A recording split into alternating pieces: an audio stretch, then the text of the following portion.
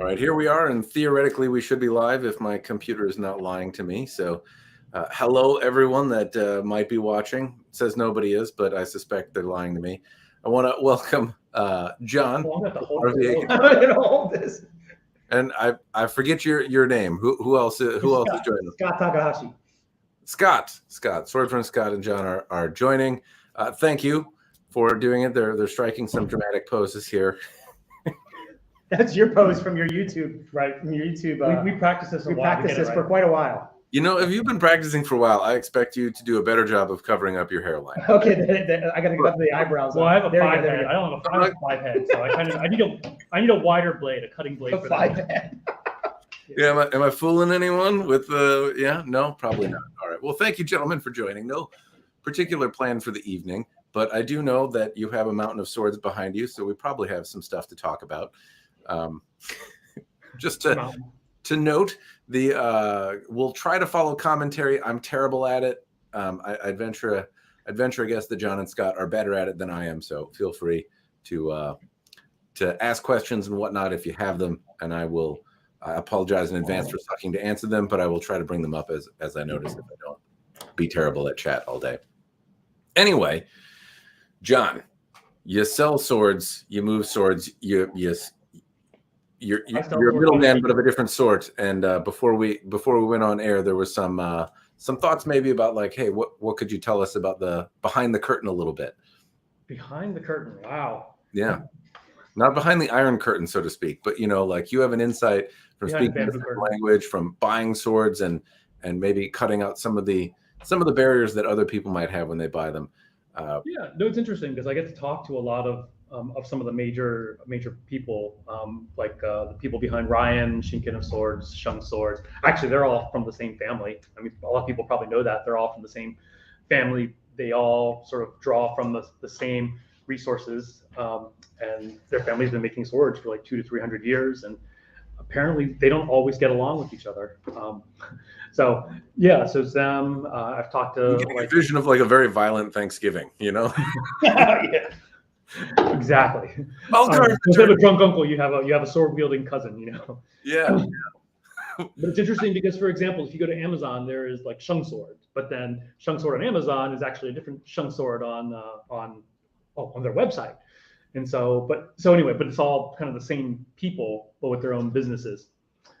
So yeah, I deal with probably like 6 or 7 different ones. Just talk to them, and I try to find out which ones are good at what, who I can rely on. So like, for example, if someone says, I need this, this, and this, then I know who to go to and say, can you make this happen? So. Fair enough. Is that why they have a tendency to look the same?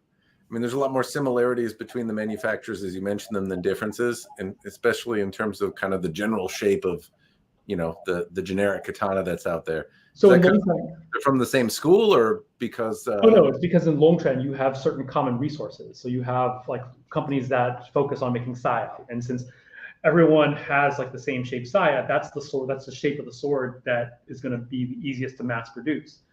Same thing with the parts. Like all the parts look the same because for the most part there are a handful of people making those parts, and then they copy each other. One of the interesting things, you always talk about the muddiness of certain parts, and so part of that is because one person might start one. For example, a lot of parts that are copied are Hanwei's tsuba, but what happens is Hanwei makes a tsuba, and then these other companies will go and make wax molds of them, and so the wax molds are pretty much a one-time use, and they tend to end up being a little more muddy. But if they want to invest more, right now what a lot of them are doing CNCing. Is that a quote for me, muddy? Muddy. So when, for example, when they're really serious about making a tsuba that they're going to use for a long time, they're going to make a metal cast instead of a wax cast. And it's interesting how technology has improved. Like there's one guy, the one who makes stuff for Ronin, he's like, search for tsuba that you like, and we can scan it. We can do basically a 3D scan and then do CNCing, like using software. And he's like, the process is much less expensive now than it was like even 5 years ago. Probably better quality too than casting, I imagine. Well, it's still cast. It's still cast. They see it. So what they do, they CNC a master and then make a cast around it. So that's the sort of thing that you see going on there. Is there any Godzilla? No. I'd have to imagine like My Little Pony? No, making a not yet. tuba and then having it copied is not something that they're a fan of. Is that problematic? Yeah. So one of the things when talking to, I'll just say Michael because he's the one who makes for Ronin. What Michael we're talking about is like how many swords can he sell before he recoups the cost of it before people start copying. They get a hold of it and they start making their own copies. So there is that calculus in it for them. It's like how many swords they have to sell with that particular tuba before they can make back their money. Before someone else steals it. Yeah, that's steals it. Well, I suppose everyone has a different definition of stealing, but I'd imagine most of the people watching the live probably think that if I make a Suba and it's my own like artwork that's unique and original, even if it's I don't know about derivative work, but I don't know if you make something that's original, like the Hanwei Oni fittings, for example, right?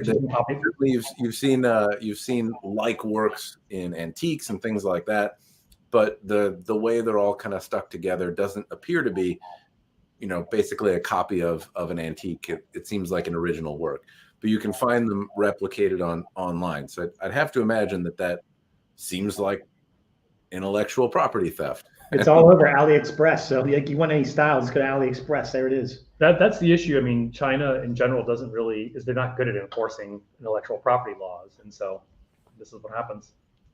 That's a bummer. Is there anyone that makes like the whole kind of shoot and match from scratch? Because I can understand the modularity of parts. You have people that specialize in Saya. They make a couple shapes and sizes, so you kind of fit within the mold, and then you can leverage economies of scale. But is there anyone that's making bespoke Sayas, Subas, or all the factories capable of doing it? Yeah, I'd say that all the sword factories, the blade factories, are capable of making virtually any shape or size. And I should say that with a grain of salt because it really depends on the heat treatment, and especially if they're differentially hardening, because that really increases the fail rate. But basically, making the blade is not the hard part. It's about getting the Saya makers to say, okay, you made one blade. We already have this list of like 1,000 orders here, 1,000 orders there. We'll get to yours when we get to yours. And so, for example, working with Cloudhammer, I love working with Cloudhammer because I learned so much about heat treatment and steels from them. But whenever they make a new blade profile, they have to wait forever to get a Saya to go along with it. And so that happened a lot with some custom orders we took early on. And it's like, well, we're still waiting for the Saya a year later.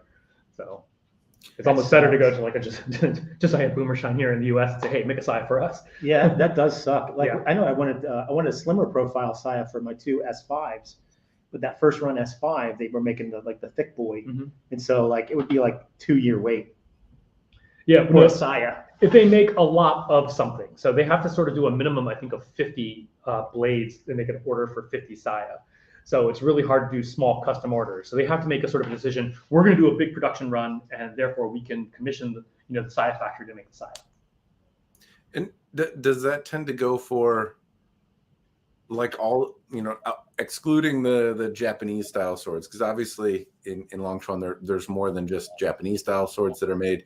Would you need to order 50 scabbards for the Chinese variety swords and whatnot as well? If you're doing a unique size or shape. But the thing is that Chinese swords, so here's the tricky part, and I'm not 100% sure of this. I'm only speculating this based upon talking to people.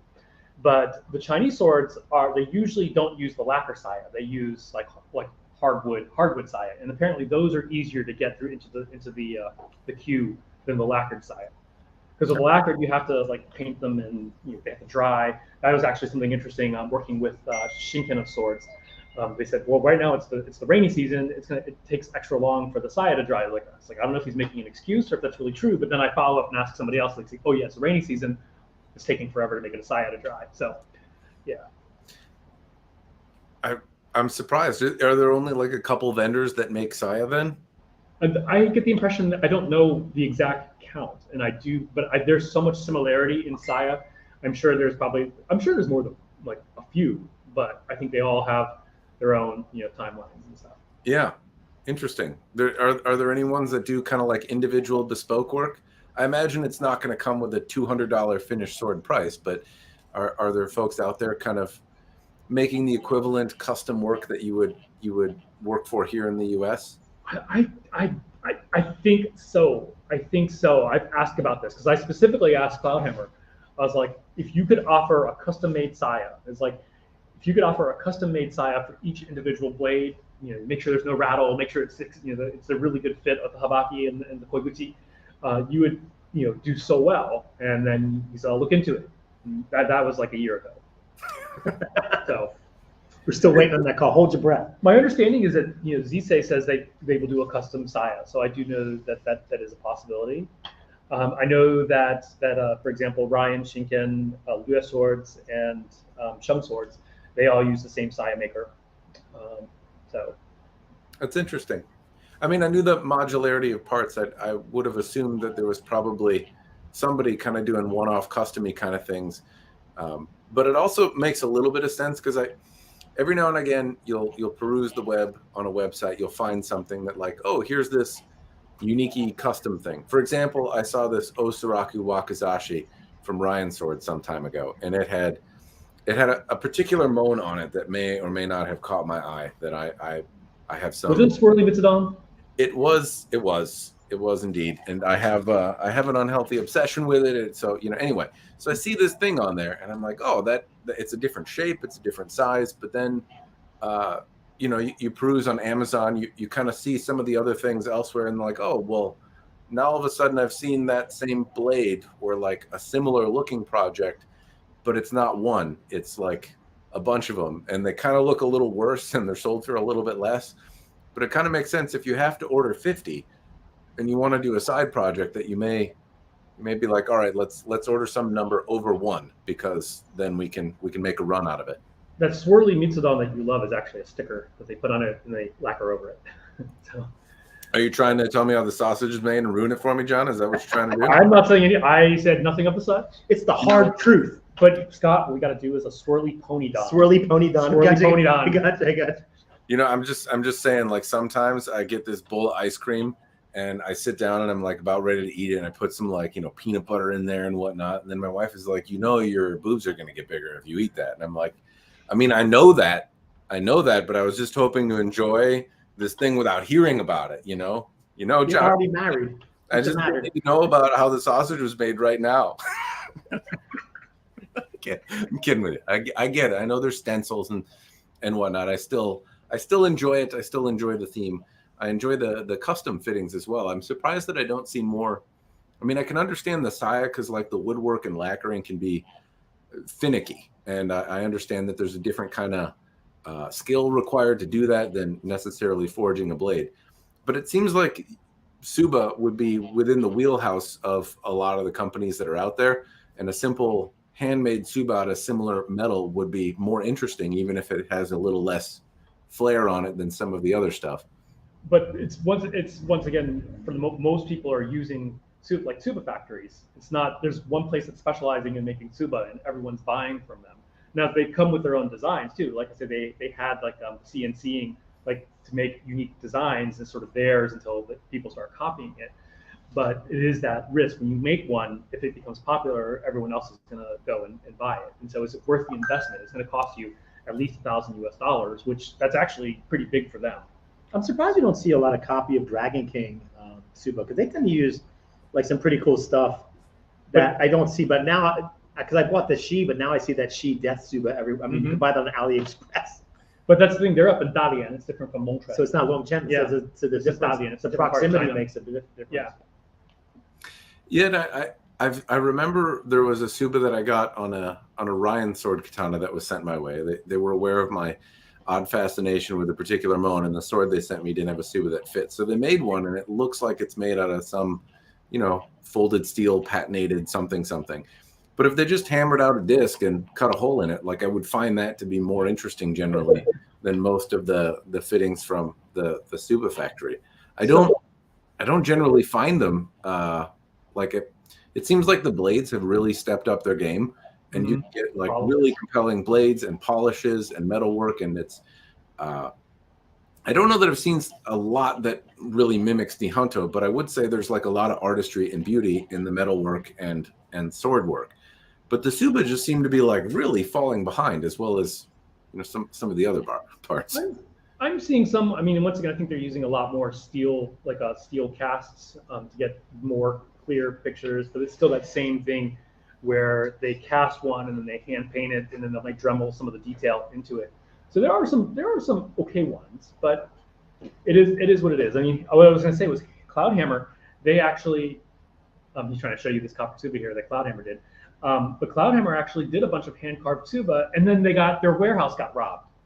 So. Oh yeah, their warehouse just got robbed. Cloudhammer's been hit by so much bad luck this year. It's like insane. Since Chinese New Year, their warehouse got robbed, and the boss's laptop got stolen. So all these orders and information were lost. Then. Like the workers got, like a bunch of them were injured, a bunch of them caught COVID, then COVID hit widely. They've just been hit by so much bad luck. So, but yeah, once again, it's like you make a Tsuba and then it either gets copied or stolen. And is this a unique one? Is this one they just changed the substrate from copper? It's the same one. It's an iron one, right? I've seen this particular one in brass. In fact, we might have one over here. It's a white brass. Yeah, it seems like you don't have to go terribly elaborate with it. I mean, that's one of the kind of more fascinating things that I think of when I look at Citadel Katana, right? Is that they do a lot of handmade fittings, and even if they're not as intricate as their cast counterparts, I find some charm in the fact that they're handmade and kind of. I love Citadel stuff, man. Yeah, we love it when you can get it. That is fair. You mentioned there's some stuff going on in China too. Is there what else that people might not know do you think impacts the sword market? I don't know. It's 1,000 things. Is that like a 1,000 things? Yeah, it's a broad question, so I'd have to think about it. Yeah, I mean, when you're looking at people going out and buying swords, right? And they're, I think like that a number of the vendors that are out there, like kind of might share the same table at a family reunion is an interesting and nuanced thing to kind of ponder. What kind of challenges are apart from some of them that you just mentioned, like COVID and theft, are folks dealing with that are slowing down production of swords or causing challenges? I don't actually know at this present point. There are a lot of, youth unemployment in China is super high. So I don't think there's like a shortage of people who there's no labor shortage, let's just say that. So I'm not exactly sure. I think the bottleneck really with what I'm seeing in swords is the saya. That's like the biggest bottleneck that I see. Do you think people would want the swords without a saya? Do they want swords without a saya? Yeah. Do people, like a lot of people just want to go whack shit in their backyard? Like how many people do you think care about having a scabbard or not? Well, I think it depends on like what kind of swords. Because China, they also, like a lot of factories in Longchuan do make swords without saya, like usually Chinese style swords. And or they'll have like a leather sheath. Or like Kydex or something. Yeah. Kydex is actually another big thing that you see coming out in China. They're doing Kydex scabbards. I haven't seen any. I have seen a few on. We're about to go, let's go get it. Going to get examples. I wonder how many people care, because like if the lacquer process takes a long time, I know there's people that would paint things. I wonder how many orders you might be able to fill a little sooner if you just took an unpainted, but like the wood part at least complete. That looks like a super assassin. This thing is amazing. John cut like 2-inch bamboo with this last week with this one. It didn't even scratch it. And then it would slice paper afterwards too. And it's just 5160. It's 5160 spring steel. They just did something nice with the heat treatment. It's kind of cool, It's tactical. It's tactical. It looks like the Kevlar Super Assassin. Who made that one? Is that what that is, or is that something else? Phoenix Arms. Phoenix Arms. Yeah. And so what it is through RVA Katana, we basically give names to that's actually an APOC from You've seen the APOC stuff, right? Yeah. Yeah, I've seen the Kydex there. I have seen some Kydex, I should say, but I haven't seen it out of outside of like the APOC and like a few other random ones. But the other one you showed had a shape that was pretty cool. I want to say there was an American smith that made one that was similar called the Super Assassin. and it's like a wakizashi, but it has the kind of little choil area that expands out into a wider blade. And I think he made them out of 3V primarily. Super assassin, I like that. The super assassin. What's a step up from that? The Uber assassin? Like, what's up? Where do you go from super assassin? How do you one up that? The Super Assassin Pro Max Plus. I figured you would know. The Ultra Assassin. the Super Assassin Pro Max. The comment stream. Kane Shun says, "Hello, Jen. Sorry I'm late. I'm at the beach." The last time I saw something from Kane Shun was he was at the beach with his family on his Facebook page. He must go to the beach quite often. Hey, Rob. See a lot of friends. How you guys doing? There's a lot going on in the chat that I've neglected. It looks like you guys are monitoring closer than I am, though. Do we have any interesting questions to pull up? A lot of people are just saying some cool stuff. It's nice to talk to everybody on a different channel. So we have a lot of our friends that follow us on TikTok or Facebook and that come into the shop. So it's nice to see them. Rob owns a Rewrap Studio. He rewraps ska. So he just rewrapped one of mine. Yeah, Sin SYN 4TW, Sin for the win, I guess. That Rob has come and trained with us and cut with us, and friends who cut together stay together. Yeah, and he wraps ska. And I got it all together, Rob. It came out great. That green Japanese silk looks awesome. Good job on it, man. It's tight. So if Josh Marlin's list is, Cottontail Customs list is like a year, his waiting list is like forever. Here you have Rob who can do it. It does seem like the people that are doing the work in the U.S. have no shortage of it. Which is it's stepping up. We're meeting more and more people that want to try something, whether either making saya or ska or just rewrapping. So it's kind of cool. People are filling that void. That is nice to hear. It's a risky kind of thing to do though too, right? Like I'll say this because when I started doing like special projects and stuff like that, and I got in, like, you get a blade. Typically, most people I think start with a blade, or maybe they'll have a set of fittings and eventually get a blade to fit them. But then you kind of have to send it off to the various craftsmen that do it and kind of hope that they follow through with their deadlines and don't just take your money and ghost you, because that sucks. That does, yeah, indeed. I have that going on with a sword in Japan right now. This guy, actually, Machi Isao, the guy who does all the cutting and has BBs. I bought 2 swords from him last November, and he's ghosted me. I haven't heard from him in like 6 months. And you paid for them fully. I paid for them in full. Like, it's $10,000 in swords, just gone. Come on, it's Machi. Actually, it's more than $10,000. It's like $12,000 in swords. Yeah, that sucks. Wow, I'm surprised. What, he has a website for it too. I can't remember what it is. Don't go there. I wouldn't trust him. Not after what happened. I'm like, you know what, the guy. Don't buy from his website. Yeah, I'm sorry to hear that. I mean, he's amazing. It's Machi's. Come on, that guy's awesome. But yeah, you're gonna go to Japan and be like, dude, I mean, stay over there, but like, where are my swords? And he'll have a sword, and like, I'm not gonna mess with him. I'll actually be in Japan soon, so maybe I don't know where he is. I don't know where in Japan. Is he in Tokyo? He's in Kyoto. Kyoto. Yeah. It's not too far from my wife's place. Your wife's in Kyoto. My My wife's in Mount Fuji, so we're on the way. We'll road trip it. Yo, where's my swords? Where's my sword? He's like, woof. Like, he's a fast sword. I'm not gonna mess with him. Yeah, I don't think we're not gonna mess with him. Yeah, don't want to try and like outdraw the guy that cuts bullets out of the air and stuff. But like, I think it's still fair to ask, like, dude, where's my stuff? Like, come on. So Dude, where's my sword? Dude, where's my sword?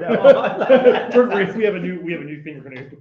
In the event you get them, right, are you still going to want them? Or are you going to look at those and be like, God damn it, that's that time that like superhuman guy ripped me off? So this is the interesting thing in the Nihonto market. So what I am doing for the most part is that we sell a good deal of swords. TikTok has been good to us. TikTok give it and TikTok give it away. So far they're still giving it us anyway. But bottom line being is that the profits I'm sort of funneling into buying Nihonto.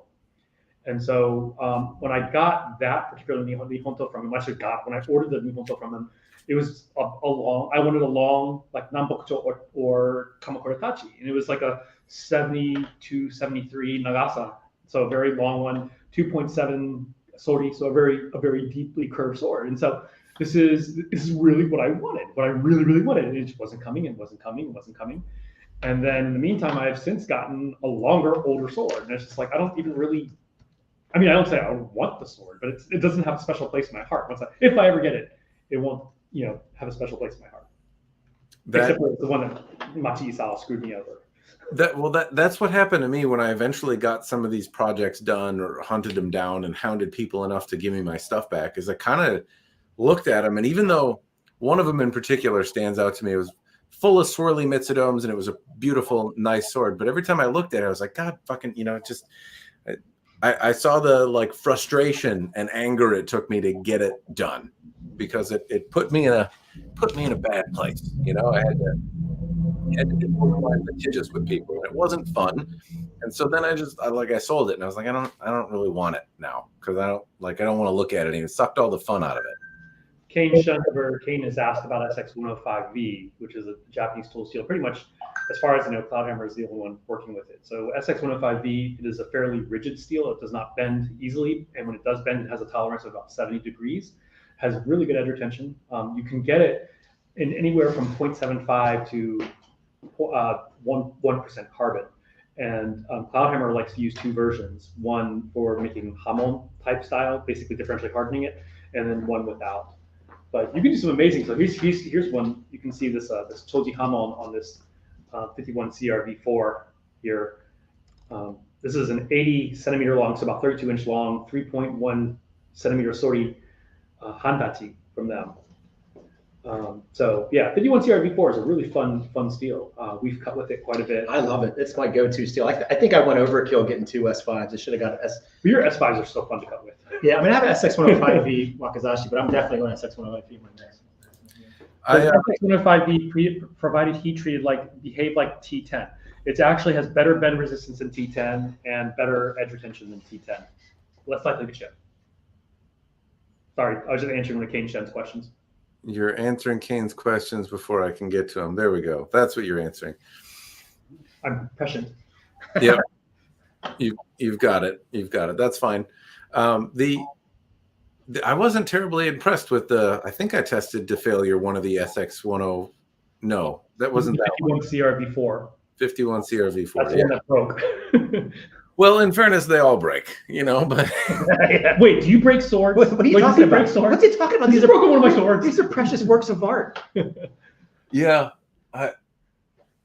So I have this, I wouldn't call it a trophy wall, but like the tips, if I can recover them, I'll grab the tip, and I started like sticking them into this like foam piece that I had. And it was just like a thing in the background, but now it's kind of like barely holding itself under its own weight.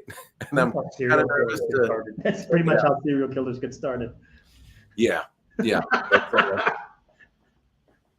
fair. That's fair. I deserve that. Yep. Maybe that's why you cover your eyebrows in your pictures. It's just this take your face.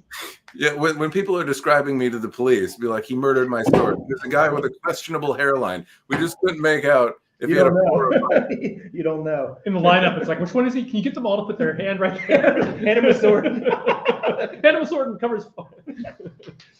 Yeah. The We're all balding here, so the background of I can't remember. It just throws up your YouTube banner background. Like I didn't pick that background. It's just the one that shows up. But I'm like, there's worse photos. It looks good, man. The flowers looks awesome. we're just messing with you. Yeah. That was my backyard. I used to have in my old backyard, house, I used to have flower boxes, and in the summer I had this big wide patio that I could do EI on, and it was lovely. And then I moved, and now I don't have that. I have a rickety deck that not as fun to work in. Or the place that I have now has a larger area, honestly, to actually do any kind of paired drills. So if anyone stops by to do Katori or anything, there's actually a little bit more space to work than there was at my old house. But there's a bike path that basically runs past my driveway, and it's like a regional trail. And so if I'm out there like cutting or smacking people or wearing armor, there's like bicyclists that stop with their children and gawk at me. And it's probably gonna lose their shit. You guys aren't gonna believe this. Like I see it, I'm probably some like weirdo in somebody else's TikTok feed. That's like, look at what my neighbors do. That definitely happened a lot in the armor. When Romance Men sent me a suit of armor on Halloween, if you wear it around, nobody bats an eyelash. They're like, oh, that's a cool costume. But if you wear it like at any other time, just walking around town, then you get a few looks. So Sitting for the Win here is asking you, Rob, or Matt, he's asking you, which katana lasted the longest in recent memory? Someone is asking of you. Oh, That's good. Before I go to Kane's question, so the three that come to mind if I do a top three, the first one, now the Cloud Hammer, that S7 sword, I think has the top in terms of katana, has the spot that has lasted the longest. In terms of like how abusive I was to it and how much strain it put me through to break. So before that, I would say the Ronin Dojo Pros, just through hardened 1060, probably had lasted the longest and put me through the most punishment. Wow. But I have to bear in mind that like over the decade I've been breaking stuff, I've gotten a little bit more efficient at it. And I've gotten a little bit, now that I've found a quasi-efficient process, I've also gotten more comfortable with it. So if you see me test something on the Croquet Stake of Doom today, it's different than when you saw me do it like a few years ago, because like I have a better idea of how hard I can swing, where the blade's going to go, and I'm less confident. Well, I'm more confident I'm not going to die, basically. So I can swing harder while simultaneously feeling in control. And as a viewer, that means like, oh, this one broke sooner. It took less hits on a metal stake to break. But to me, like I got to swing at that stake a hell of a lot harder than I did, kind of previously. You might be able to, Scott, you do a lot of sword work, so you can probably tell when somebody's swinging hard and when they're not. But not everyone has, kind of that depth of knowledge. So it's, one lick of the Tootsie Pop versus another are not necessarily equal. But to answer the question more directly, the Cloud Hammer, it was Visor at the time, but now Cloud Hammer S7 sword was, I think, the most durable that I had, followed by the most recent Dragon Sword S7. That one took a lot of punishment, which incidentally I tested alongside the Doomsday Katana from Scorpion Swords, which I thought would be, keeping me up till the middle of the night trying to break the thing the way I do it, but it snapped quite a bit quicker than that Dragon Sword, and it's a much wider piece of steel. And then I would say I go to the Ronin Dojo Pro, and there are some others that kind of fall off after that in terms of durability. I want to preface though that while I'm breaking it, like none of them really go and a terribly more than the other, right? If you buy something, and I think of the what is it, John? Like 51 CRV4. So that one broke somewhat quickly, not necessarily in a bad way, but it broke quicker than some of the other swords that I've tested. But it was still beating it on a tree in the middle of winter, right? Like it still took a lot of abuse.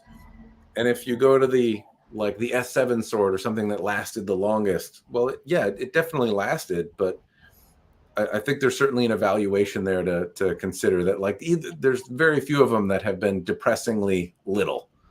So Russell over at Cloudhammer, he told me that actually S5 does not perform well in toughness in the cold. It's like, its toughness drops significantly in the cold. So it's definitely a warm weather. That's why, like during World War II, they were in Manchuria. The Japanese were making gumto out of Manchurian railway steel because they found it was a steel that could put up with the Manchurian winters. So I thought that was a pretty interesting historical tidbit.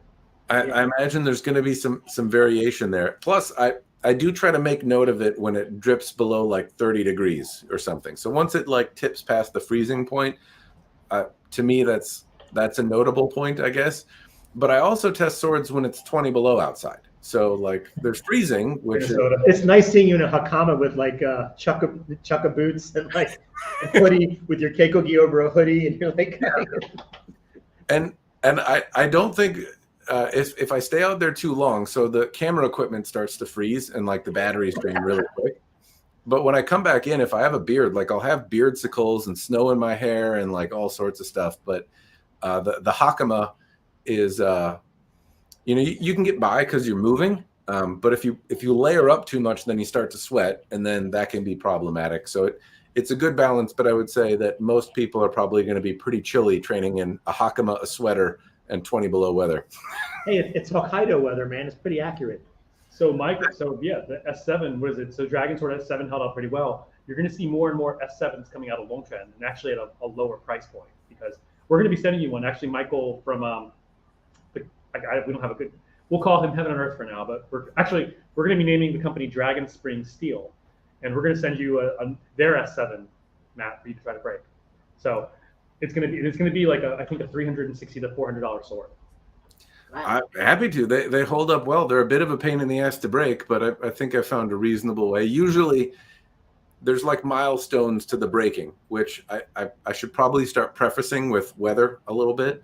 But basically, if you get to the croquet stake of doom, and I can turn it around on the spine and start hitting the spine several times, if I get bored with that and have to start turning it around or doing edge on edge contact to really deform the blade, that's in the like godly territory of destruction testing. But like making it to the croquet stake of doom is a victory unto itself. Like I chuck it at a tree. Like you also don't get to see all the like. There's 4 hours of footage across 5, and then like 5 cameras. Like usually I'm dealing with like a couple hundred gigs of video to consolidate into a 20-minute rant, of which like a lot of work, man. There's a little bit, labor of love, but the point that I'm getting at is like not every strike is included, right? Like, especially when I get to the throwing, because you miss a lot of me like throwing it and completely missing the tree. It's still really damaging to the sword, though. It just doesn't hit the tree on camera. It flies back and hits another tree further away. So yeah, there's. You need to make a bloopers reel where you show like where it just misses the tree entirely. Those are included. The blooper reels, if I can, I'm not opposed to it, right? Like I want to say that humiliating myself online for the entertainment of others is not something I'm above. Have you ever slipped in the ice and fallen while you're trying to break something? No, not full face plant. No. Usually when there's a sword in hand, there's, as you know, you're cautious, right? Hopefully. It's more that like the editing process, you kind of have an idea of like what you're going to do. So there's totally an opportunity to make a bloopers reel in every single video. Especially there's enough to make like probably a 2-minute bloopers reel from starting a video. That's the thing that I struggle with the most. Like just the first 30 seconds of here's what the fuck I'm going to talk about is so hard to do articulately. I'm with you. Yeah. And I toss out a ton of Effenheimers and I don't, but editing it and like consolidating it into something that is palatable by human ears is tough. And I'm like, it's already fucking 20 minutes long. Like I don't want to edit this anymore. So you don't get to see them. All right. Kane was asking a question. How much weight can these specific wall hangers bear without wall anchors? How much weight? I'm always terrified of them falling off and a bunch of sharp, pointy things flying into my face. Well, I guess it depends on which wall hanger that you're talking about, but most of the hangers for like drywall and stuff, like if you put a drywall anchor in, supposedly they're rated for 260 pounds or something. Yeah, we have a ton of them here at the shop. And I would not trust that because that is more than I weigh, and I would not grab onto a nail with a drywall anchor in it and be like, this is safe. But Right. But I think generally, like if you're talking about a single, like the little clampy wall hangers, those are usually with an individual screw in there is usually rated like comfortably from like 20 to 50 pounds, which is heavier than any individual sword. And if you get a couple of them in your wall and you have a rack that has 3 to 8 on there, each anchor is probably going to comfortably hold like 25 pounds without really worrying too much. So I would say you're going to be safe for the most part. Oh, you're doing some blade on blade content. Yeah, these are badass. These are from Cloudhammer. They're Poly Pro, and I painted them because I used them for a demo. They wouldn't let me use live blades. It was at a university. Yeah, university. They wouldn't let me use live blades. They had like live Tycho playing. We painted them, but they're fun. It has that really nice Cloudhammer leather handle. Do you have anything like a fetter? Do you train with anything like that? Will you do kata? Have you ever, try to do a 2-person Japanese kata with a blunted metal sword? Oh yeah, we do them. I do them in Koden Enshinru. We do them. Is there a particular thing that you use, or do you use Iaito, or what do you use? We use like spring steel Iaito. What does that change for you? Well, I do live blade on blade demos, or like we do demonstrations wearing armor, and we have 2 Tachi that are made from 9260 spring steel, and we clash them, and it's very awesome when you can clash wearing armor and you hear the steel. It's pretty amazing. But we hit on the armor and it does fine. And the spring steel, they're just great for demos because they don't bend or break. They're really good for that. How thick are they at the edge? Like in millimeters.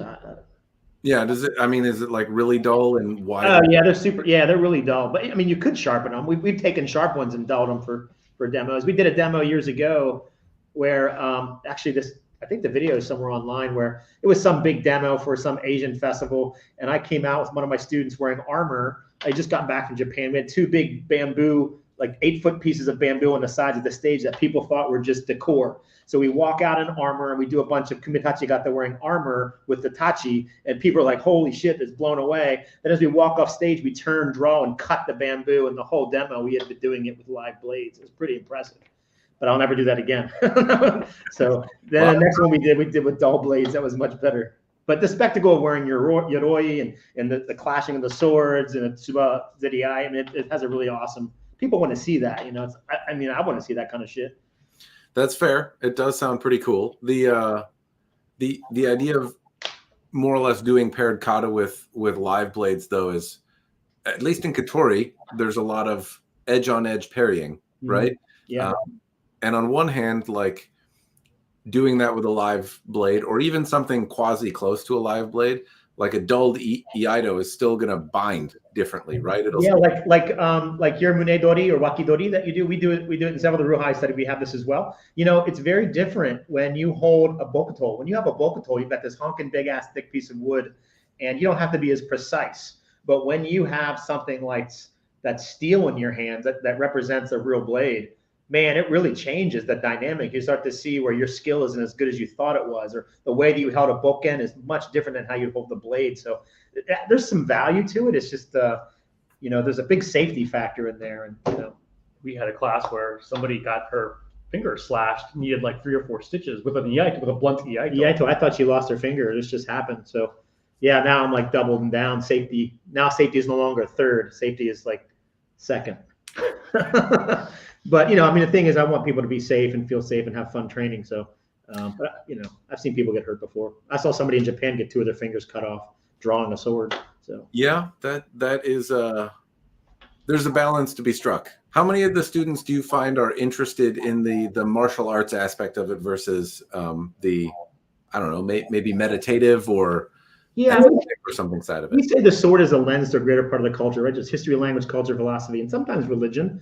Not religion in a Western sense, but an understanding of, you know, you just can't pick and choose which part of the culture you take. There's more to Americans than Marvel movies and macaroni and cheese. Really? I know, right? So, and there's more than any other culture, especially Asian cultures, than just the martial arts. You have to understand everything. So I think I use the sword as a lens to a greater part of the culture. You know, I wind up taking a group of students to Japan every year for 10 days. So that's kind of a big deal for them. For a lot of them, it's a once in a lifetime experience. But, you know, there's more opportunity to call the lessons of the sword than there is to use it. I mean, you're not going to use it in 2023, the West. It's never zero. But, you know, there's, you know, so I think we're at a chance, you know, but I'm a big Koryu snob just like you. So I'm very snobbish about certain things. But I have a lot of students now, they just enjoy coming in. You know, one thing I've discovered, it's really great for people's mental health. Like I have 2 students that are severe autism. And after about 3 months of training with me, you probably wouldn't believe they had autism. And so it's just kind of amazing to see what just that type of training has done for them. So it's that third space for them. Whether they ever get good or not is irrelevant. Just being here is helping them deal with some mental health issues, which is why I have a lot of problems with people that talk smack about different ruha or different schools. There aren't enough people training Japanese sword arts, and those of us training it, we have a solution for a lot of the mental health issues in the world right now, martial arts, you know, and especially sword arts. You know, sword arts cultivate the mind. It show you that little things matter. And so I think a lot of people that have mental health issues, they're of that same mindset. So, you know, a lot of my students, they just enjoy that aspect of it, the benefits. Plus, we do cutting. We do sumonogiri cutting, and they get to do cutting and stuff like that. So it's super fun. But we do kumitachi gata, bato jutsu, kenjutsu. I've found that as I age, particularly with Japanese sword arts, that the escape from the corporate job has become the thing I like about it the most, right? So when I've talked about what I did in martial arts before, but I mean, initially it was toolbox, like I want to be a tough guy. And then you kind of quickly learn mortality. And then you're like, all right, that's not happening. Right. But then like the social element, the competitive aspect, the fact that you're working out and whatnot, each one of those to some degree maybe have taken priority. But now like I I'm not trying to break a sweat necessarily. I'm trying to like escape work for an hour, and not cutting yourself with a 4-foot razor blade really like is beneficial. Yeah, it focuses you on like really paying attention, and you're trying to improve yourself as a martial artist, trying to do the kind of defined version of perfect, or at least as approachable as your body will allow. But then at the same time, like really not to hurt yourself, and it requires, at least for me, a lot of concentration, which for those brief moments I get to do it really take away work. And like I find I'm not thinking about the email that I need to send, or did I pick this or that up?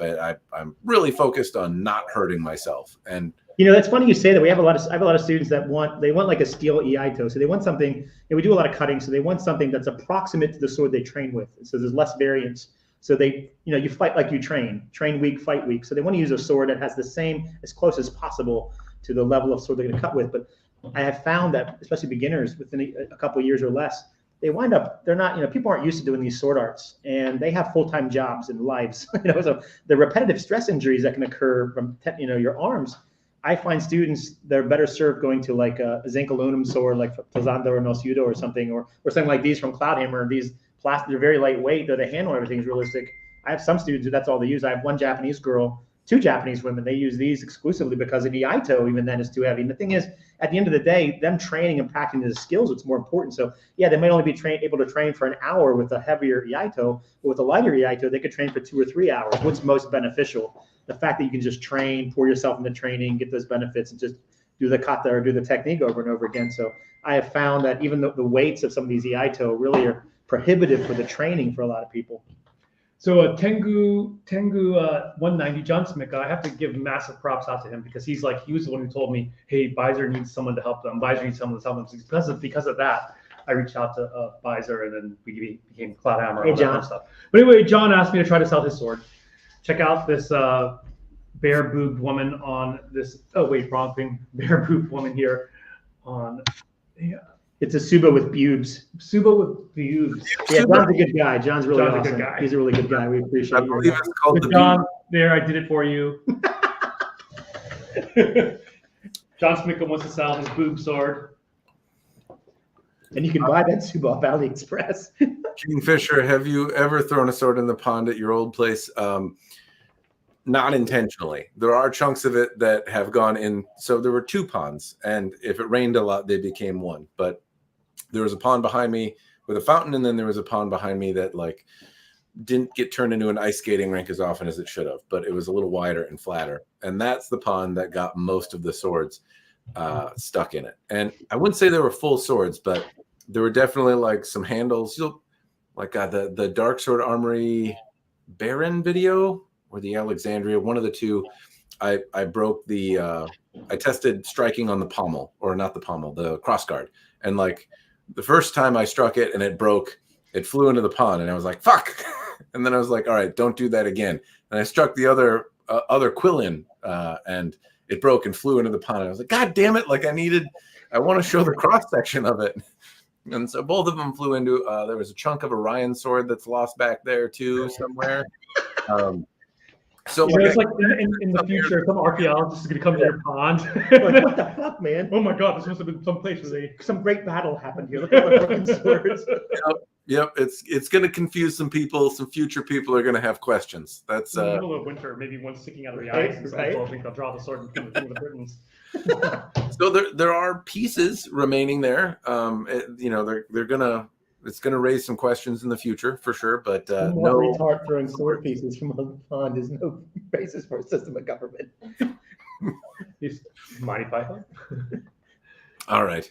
Have we gotten any other questions that I'm missing?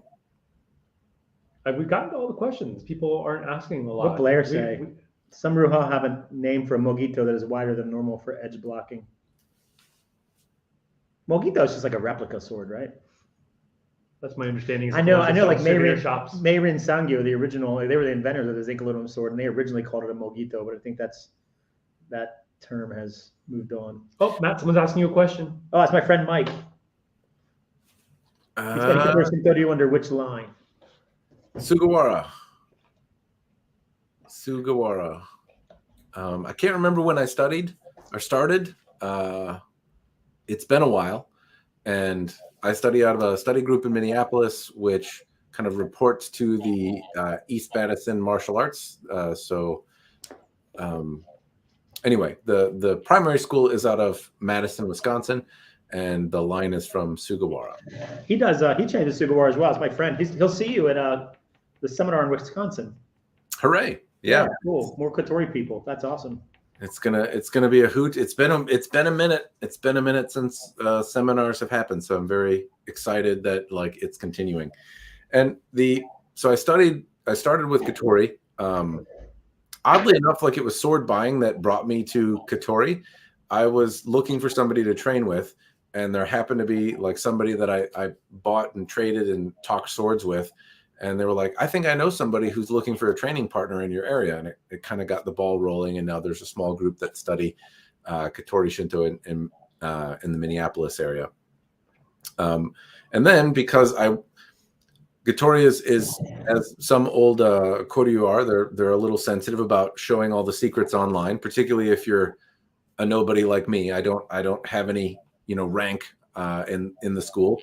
So I can't really show it on camera or explain it. I can say I study it. I can say who my teacher is. I can say I do it.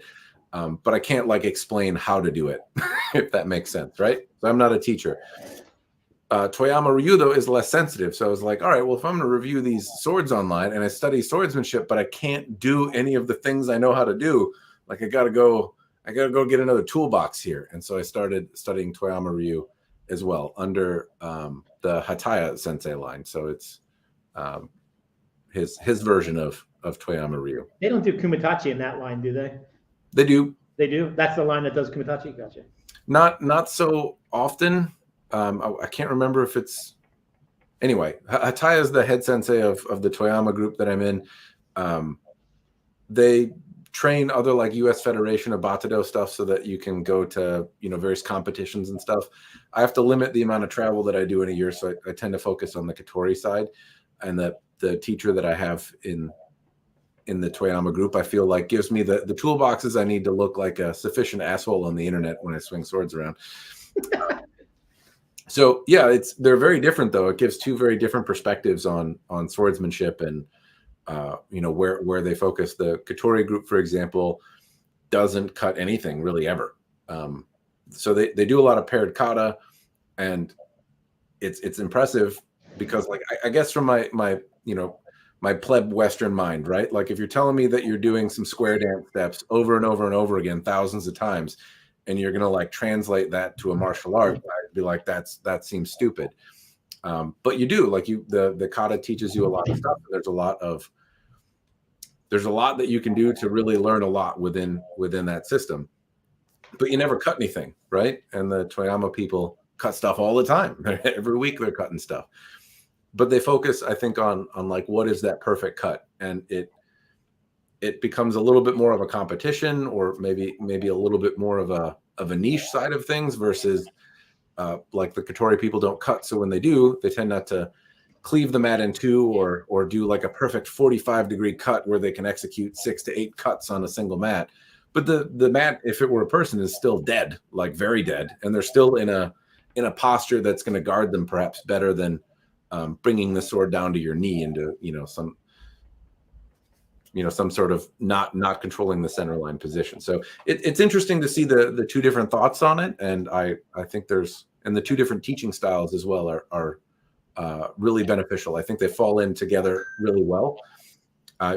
For a moment, I was studying jiu-jitsu, judo, and eskrima, and the school that I went to had those three martial arts kind of back to back. You signed up for one kind of school, and you could go to all of these different martial arts. And so I would just like go there from 6 at night to 12 in the evening sometimes when eskrima would get out. But the jiu-jitsu group focused on, like, at least at my level, they were like, hey, you're on the ground, here's how you roll around, right? But we're going to do a little bit of kicky punchy, and we're not going to throw you to the ground initially. We're going to focus on you're on the ground. And then judo would be like, we're not going to do anything on the ground. We're going to throw you at the ground a lot, and you're going to learn how to get there and how to bring people there. So then like judo and jiu-jitsu like focused on like opposite ends of this starting spectrum. In Eskrima, it was like, we're not doing any of that yet. That comes later. We're going to punch you and kick you and do a lot of boxing. And then we're also going to have like sticks and knives. And that's what you're going to learn. So altogether, these things like really fit together well as a toolbox course, because you focused on like the beginning of all of these different things. And each art may have addressed what the others did, but did so at like a later and not necessarily a beginner level. And I feel like that's kind of how Katori and Toyama fit in. They teach like, I think, important things that the others touch on, but they approach the beginning differently. And and I don't know how you do it, man. I couldn't do a Koryu and a Gendai Budo like that. So hats off to you, buddy. Yeah, they do yell at you a little bit when you bring one into the other accidentally, you know, especially if they know that you do the other one and they're like, no, not here. You don't do that. I wonder if your Katori Shinto, I know Sugawara-san, you probably take issue with like maybe certain bad habits that you pick up from Toyama to you, as the focus at the end of the cut is at the knee and not where it would be practical. So I'm curious if the teachers feel like you're learning, each teacher feels like there's bad habits you're bringing over from different ones. I wonder how hard that is to mitigate, manage. That can't be easy. It's not honestly as bad. I would say that there's more similarities that I learn. So like, you know, Zanshin or something like that, something as simple as that. I was doing Katori for years, and while there's an element of that in EI, nobody like really ever specifically called it out. And in Toyama, here's where it is. And I was talking to Sensei about it, and they were like, yeah, you're supposed to be. You're just not. We'll tell you about it later. But the teaching style is like, hey, here's how to do the move. Okay. And then maybe you'll get a little bit of a correction here and there. And then like gradually you improve, but your teacher kind of gives you like one grain of knowledge and hopefully you pick it up, right? Just a different style. And in Toyama, day one, they're like, here's all 8 kata and here's the perfect definition of them. And, you know, your swords but it's like a lot more like, here's the answer key. Here's what you're supposed to do. Here's everything. And so there were different focuses. But yeah, I would say there's little things that get me. And especially like just in the way you swing the sword is not fundamentally different. You use your arms like it's not fundamentally different, but you do, like Katori is a little bit more coiled. Toyama, you're kind of extending a little differently.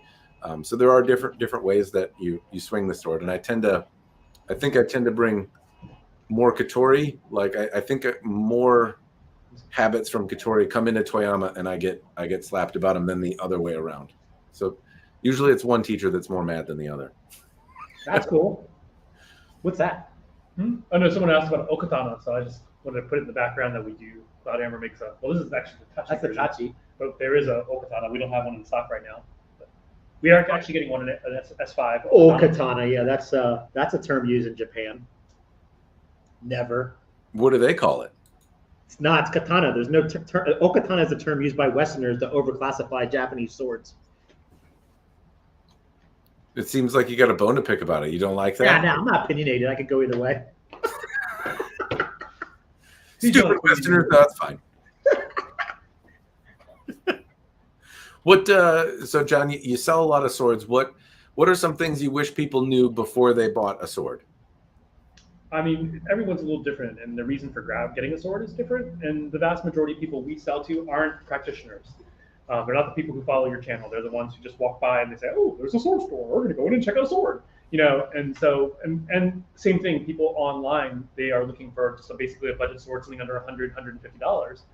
And so, what I like to tell people is like, what are you going to use your sword for? That's the first question that people are asking. What is the best sword? It's like, best sword for what? Are you going to be cutting? Are you going to be bashing your sword against something? So I think the question I wish they would want to know first, and the thing I'd want them to know first is, what is your reason for getting a sword? You asking me? No, I know your reason for getting a sword. You know, swords represent different things to different people.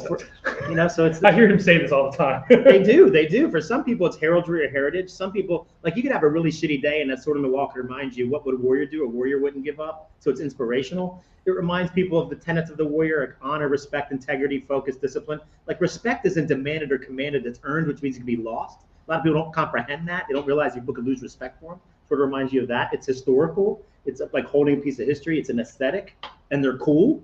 So, like, we have found people are into swords for reasons, but they N+1, how many swords you should own, N+1. Once they get one, then they're in for another one. So like our $75, $150 swords, we sell a lot of, and then within 60 days, they're back for another one, and they're spending $200 now. And then after that, they're looking at a Dragon King and then a Cloud Hammer. So it's interesting to see people get sucked in. And John and I say our favorite sword is whatever gets you in the swords, because once you have one, you're one of us. So like once you're one of us, you're in the club now. So you'll get another sword, and indeed they do. So it's interesting to see people start with a $75 gold plum and then customize the shit out of it, and then buy something else. And now they're looking at Cloud Hammer S5s and up. So you have a Steve Hutchberger over here. He just commented N+100. N+100. He bought a sword from us around Christmas of last year. It was a $150 Damascus sword from Heaven and Earth, and now he's buying like $10,000 Nihonto. It's just that escalated really fast. That did really fast, Joe. Hey Joe, what's up, Joe? That's I love that story. Like I started and I was like, yep, you caught the bug pretty hard there, Steve. That good on you. We've all been there, but I don't have those kind of deep pockets. Holy crap, Steve. When you think of people that are buying swords, like I think I know who watches. I have some idea who at least comments on the YouTube channel, and I always kind of separate them into categories of like there's collectors, and you're gonna like what you collect. There's practitioners, right? And I think you people might think that a lot of practitioners watch my channel, but I'm not sure. Weebs, certainly. The weeb factor is high.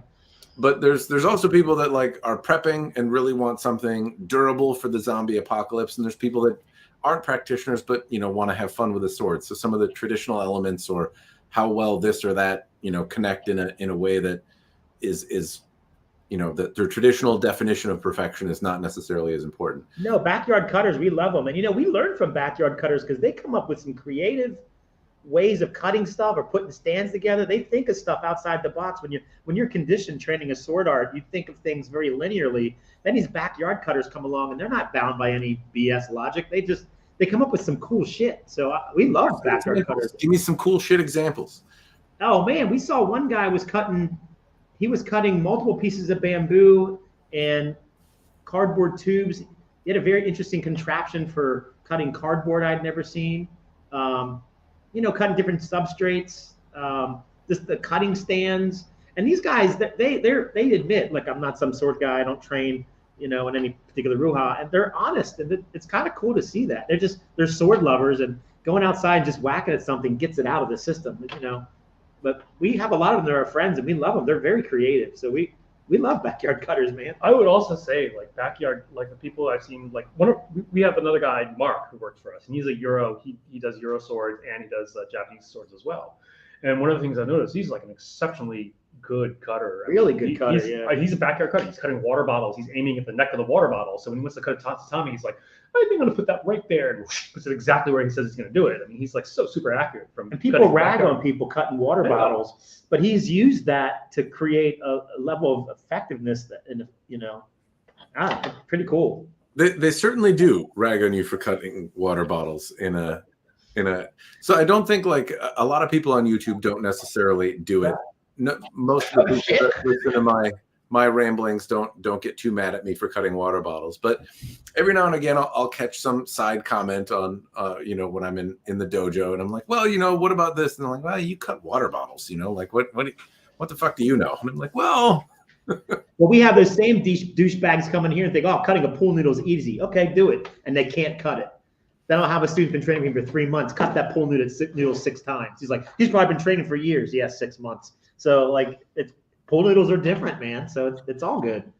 They're different. There are some unique things. Targets in particular, I guess backyard cutters would probably have a little bit more experience with. But I mean, in fairness, if all you cut is tatami, while you do cut and you feel impact, you're also like only cutting one target, right? Mm-hmm. And so, throw a tablecloth on it, or throw a some sort of wooden core in it or something but mix it up a little bit. Interesting to wrap around. That'd be cool. A tablecloth. Don't do it tight. It pulls. It takes away some of the purpose. But like some loose, like a pant leg. If you have like like a members only jacket. Yeah. Now we're thinking. There are some targets that are hard and free. Like if you have any place that does like carpet or flooring, they usually come like the pad usually comes in these big cardboard tubes, and so they toss a bunch of them away. Those janks are hard to cut, we tried dude. to cut, We yeah. cut those, man. We cut a lot of bamboo, and we've cut in 4-inch bamboo, 5-inch bamboo. You cut like one of those carpet tubes, man. You think it's going to be easy, dude? It is hard. Dry, especially, yeah. Those get you gotta swing a little harder than you might expect. The dollar store also offers some opportunity for imagination on a budget, right? My favorite for slow-mo is shaving cream cans. I think those are super fun. I never cut a shaving cream can. I've seen video of Matt cutting. I have, Yeah. Kingfisher, he was Save me all your cutting, barbecue it wasn't, what was Matt? Kingfisher was cutting something with one of Cloudhammer's SX105B. It was an aluminum type of metal can of some sort. I was quite impressed. Kingfisher's amazing. The stuff he cuts is. He's known to do some pretty solid cuts on some beer cans there. Yeah, right. Was it a beer can? Was it beer? Yeah, that's awesome stuff. The beer cans are good, but like, yeah, you can get like bottles of soda and stuff like that at the dollar store and cut them, and they have a certain level of fizz that comes out. But the shaving cream cans, because they're like a very stark white, not great in winter. Incidentally, the shaving cream cans freeze, so I can't cut them in winter. They burst before. Anyway, different problem. If you're cutting them outside though, because they're stark white, the camera picks them up, and like it's a little easier than like soda or some of the other stuff to show. It does ding your sword up though, because the cans are typically steel. But also, it makes a mess. I remember you seeing you after you would cut one. You looked like you had just left ground zero right after that. I mean, you were just like covered in white. I mean, it does look like a bukkake film. Your drippings with goo.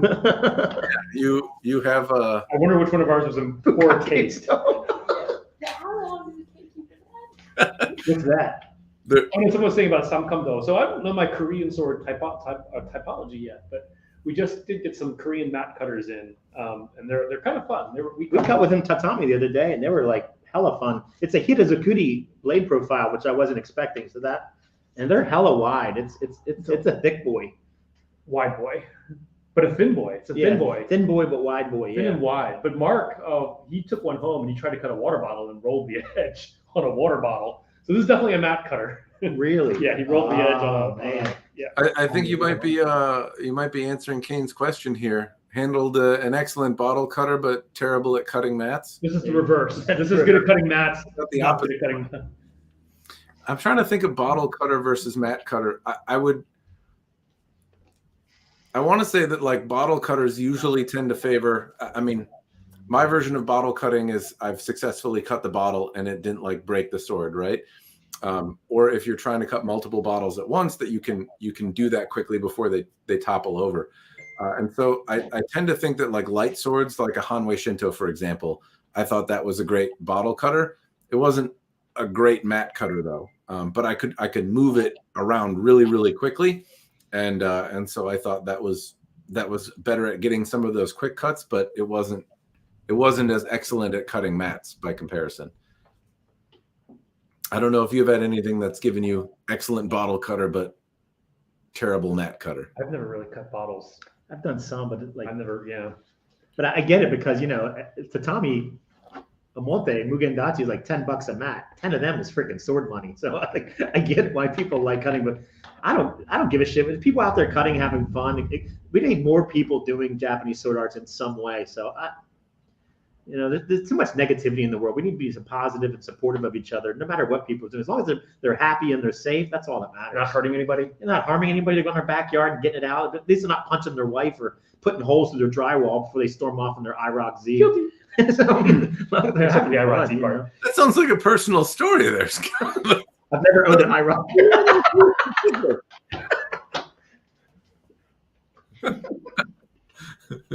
But we all know the Kyle type, right? That puts the hole through the drywall and it gets in their IROC Z and peels out. That's I don't know. Debatably, it's not safe. I don't know. People think that you should have like anytime you use a knife, you should do so under the strictest instruction after you're certified to do so. But I don't know. Like part of me is America. Like America, that's right. Do whatever. Each. Wow. Is that 30 Canadian, King? 30. Tatami mats cost $30 each, so I'll just cut some pork shoulder. Hell yeah. So yeah, make carnitas afterwards. I'm curious. I'll have to look into it, but I have a connection in China right now that's sending me tatami mats. I'm usually getting like 100 and some at a time, and it ends up coming out to about $9 a mat, about With shipping? including shipping, door to my door. But I'm not sure what it would be going to Canada. Might be able to get it cheaper, maybe. Because we have two. We still have two, but yeah, we still have two big boxes. Bulk rolls, yeah. Bulk rolls. Same stuff. Kageyama imports. Is that the best deal that you found? I'm sorry? How much of it are you buying at once? Like, is it just 2 boxes, a couple hundred mats, or are you buying like a shipping container? We're buying the big rolls that you cut yourself in 6-foot lengths, and you get about 21, 22 mats out of it. And so we usually get 105 shipped at a time. 105 individual rolls. Yeah, 5 big rolls that you cut. You can make about 100 from those. Each one is 21. Yeah. If you got like a full container load, would it reduce the cost per mat of the shipping? Yeah, but there's a lot of logistics in there, like having the container unloaded and then have it brought to your place. You got to have some infrastructure for doing that. I mean, there's, I think we got it with like $6 a mat or something like that, or $7. It wasn't that bad at all. I was like, yeah, we could. But I was here thinking we'd have to get a warehouse. We'd have to worry about shipping it to people. And I was like, screw that. I have a student who just left Japan. He trained in Japan for 6 months in the Yushinkan. They cut every class. They cut for an hour every class, 3 times a week. And they're paying $1 for tatami emote. Just $1 a mat. He's rubbing in our faces. It's used flooring over there. Yeah. I wonder if they use used flooring. I wonder if because I'm going back to carpet, because basically that's what they're cutting, right? Like they're cutting their carpet. If you, we talked about the rolls, but like I wonder if you just rolled up a piece of Berber carpet and I wonder if it would. Or shag carpet. Get a man on it, Matt. Yeah. Sounds like a video. The 70s need to be. I have tried to cut a full rug before. They're not easy. I can imagine. Yeah. Did you soak it? I didn't. I've tried to cut a rug on multiple occasions. Either way, it doesn't work well. But I haven't tried just taking like a roll, like an individual wound roll of carpet, but like basically people throw it away, right? Like it's garbage. And so if you can put it in a roll and actually cut it, then maybe it would be useful. And I don't think you'd be able to do much with the other kind of flooring that they have, but you might be able to get away with getting some free rolls of old dirty carpet and then rolling them up and trying to. That's why you get them tatami emote for $1 in Japan, though. Or you know what? Like AstroTurf. Like I wonder if AstroTurf would cut. Do you use Astro? No one uses Astro. You could buy AstroTurf at Lowe's. Oh yeah, you can. Oh, you're right. Yeah. I wonder if that. We'll put a man on it. Samurai Bird, cut some AstroTurf and report back your findings. AstroTurf. Report back your findings. Access to bamboo. I've tried. Samurai Bird sent me some seeds of bamboo to plant, and I could not get the Minnesota. stuff. You live in Minnesota. I can't imagine bamboo growing there. It needs like 85, 90 degrees. We have like 1 week, and supposedly it grows fast where it's 85 or 90 degrees. I don't need it to live forever. I just need it to live a little while, 1 season, and then it can die. But I can't get it to come up and live. But bamboo would be great. If you can grow bamboo in your area, then I can imagine that. That's bamboo all over here. That's my favorite target because it doesn't cost us anything except for a little bit of sweat. I'll answer Kingfisher's point. Oh, I'm missing something. I think I know what's happening.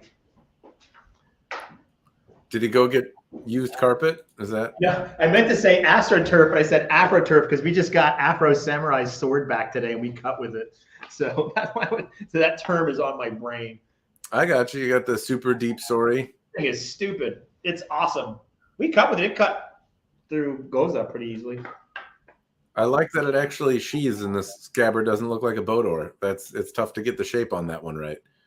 We actually have some pretty cool ones with deep sortie, like with T10 clay tempered pretty swords that same. I think it's the same from moving by here. The same that what do you call it? Sortie here. Oh, that thing is swiggity sweet. Yeah, it looks like it's about the same So sort. it actually looks like about the same exact sort. Yeah. So yeah, but then I know that you're not a fan of all the sort of common fittings that you see elsewhere. But I like that. That looks nice. It's a super deep curve. Have you found any in your assortment, John, that like you just couldn't let go? You're like, this was for sale, but it's mine. No. I say that, and then Steve here bought it. Yeah. There's actually this live cam. I was live on TikTok, and I was like, someone was asking my favorite sword. This is my favorite sword. I hope no one ever buys it. What? Cha-ching. Steve bought it. Steve bought it. He was Steved. Yeah, it was a race skin. It was a really pretty sword. Actually, Joe over at Steel Forge and Fire had it for a while, but it had like this really deep red race skin, a dragon motif on the tsuba, and I just love that. It had a double bogey. It was an SX105V with it was the first time Cloudhammer had ever made that hamon, and then it had like a double bogey. It was really cool, a very unique sword, and I was like, I hope this never sells. Ka-ching! Like what?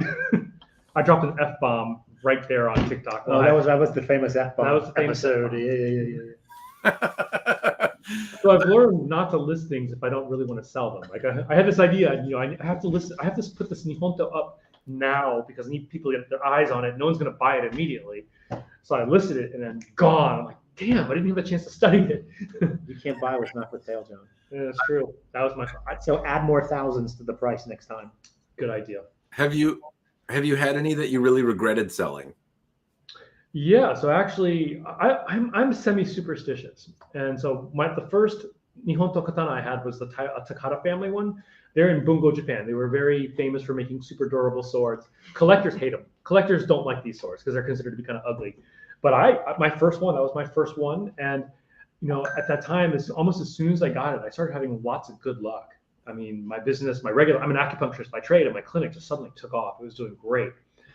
And then I sold it to Steve, of course. Steve got it. And then the business just kind of, so it's like, man, I kind of regret selling that sword. See what swords do to people's lives? Yeah. But then Steve got the itch and your sword business took off thanks to Steve alone. So But now Steve is getting more nicer swords than I can afford. So he's getting from a Ray Singer, who would be a great person to have. Yeah, here. Ray If you ever would want be to talk awesome, about yeah. live, about antique swords. That guy knows He's the his stuff. man, He yeah. is the man. he knows lots of stuff. Ray has helped guide me on a few random things too and given me some help. Indian, nice guy, very approachable, super nice. I find that to generally be the case in the sword world. A lot of Nihonto people are so snobby. Yeah, there's some jagoffs. You'll meet them. I mean, there's in every circles of swords, there's some snob for some reason, like some Korean person who's a snob. Yeah. Oh, wait, I'm sorry. So anyway, there's snobs here.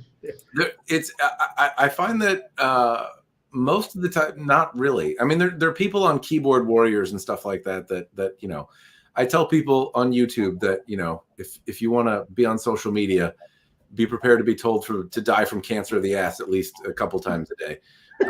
There's certainly some negative Nancy's out there. It's But like a COD lobby. at the same time, I find that most people are pretty approachable in the sword world. Tons of smiths that make really amazing, best-in-class stuff are I'm like, hey, I have random questions. I'm a crazy person from the internet. And they're like, okay, let's talk swords. There's a local guy, Andy Court, who runs Nihonto US. And I don't know if he's still around the area, my local area, but I remember I was doing some sort of sword project and somebody said, hey, if I was going to spend that kind of money, I'd buy a Geo token blade.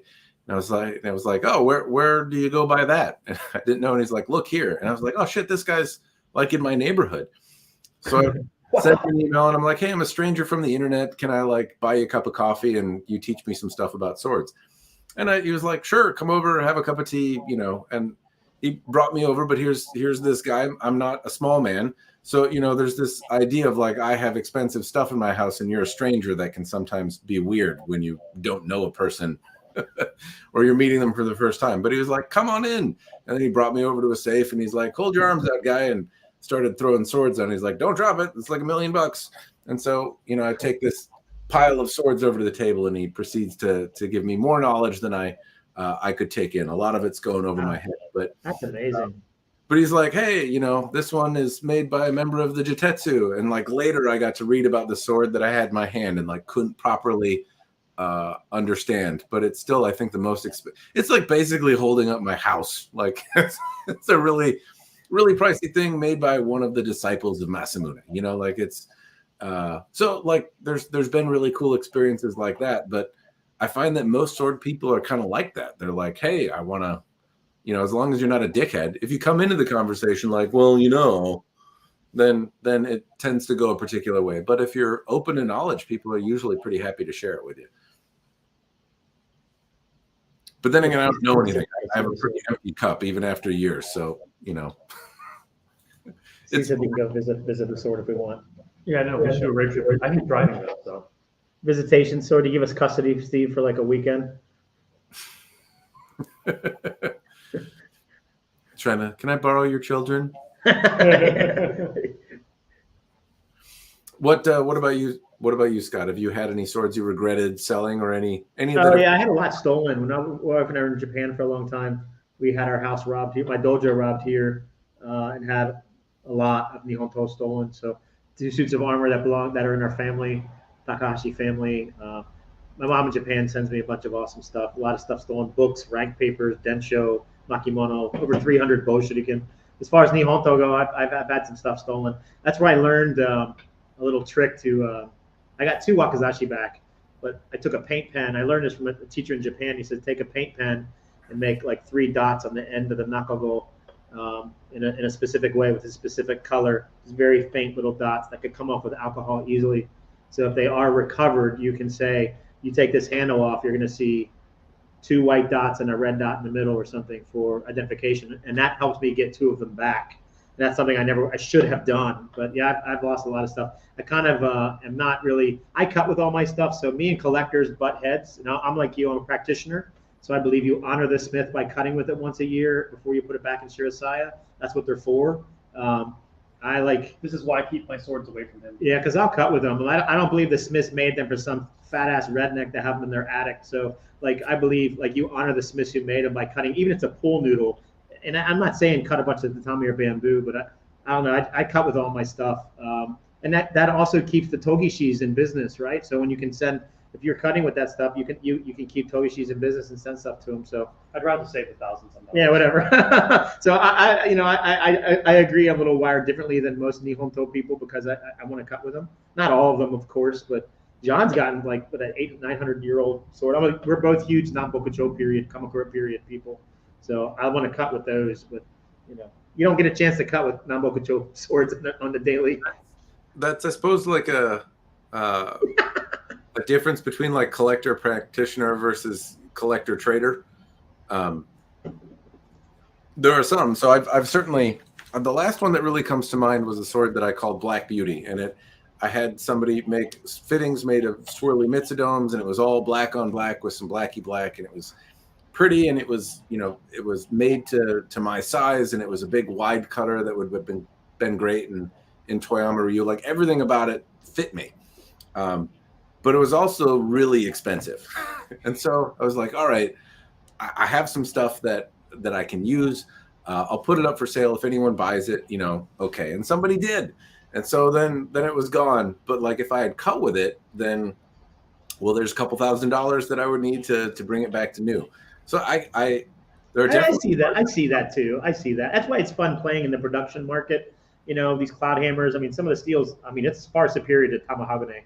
Far superior. I mean, you know that. Your people know that. So it's fun kind of playing with these different, non-Nihonto brands. It's fun to kind of explore that. And you break one or bend one or chip one, you're not out stupid amount of money. So I get it too.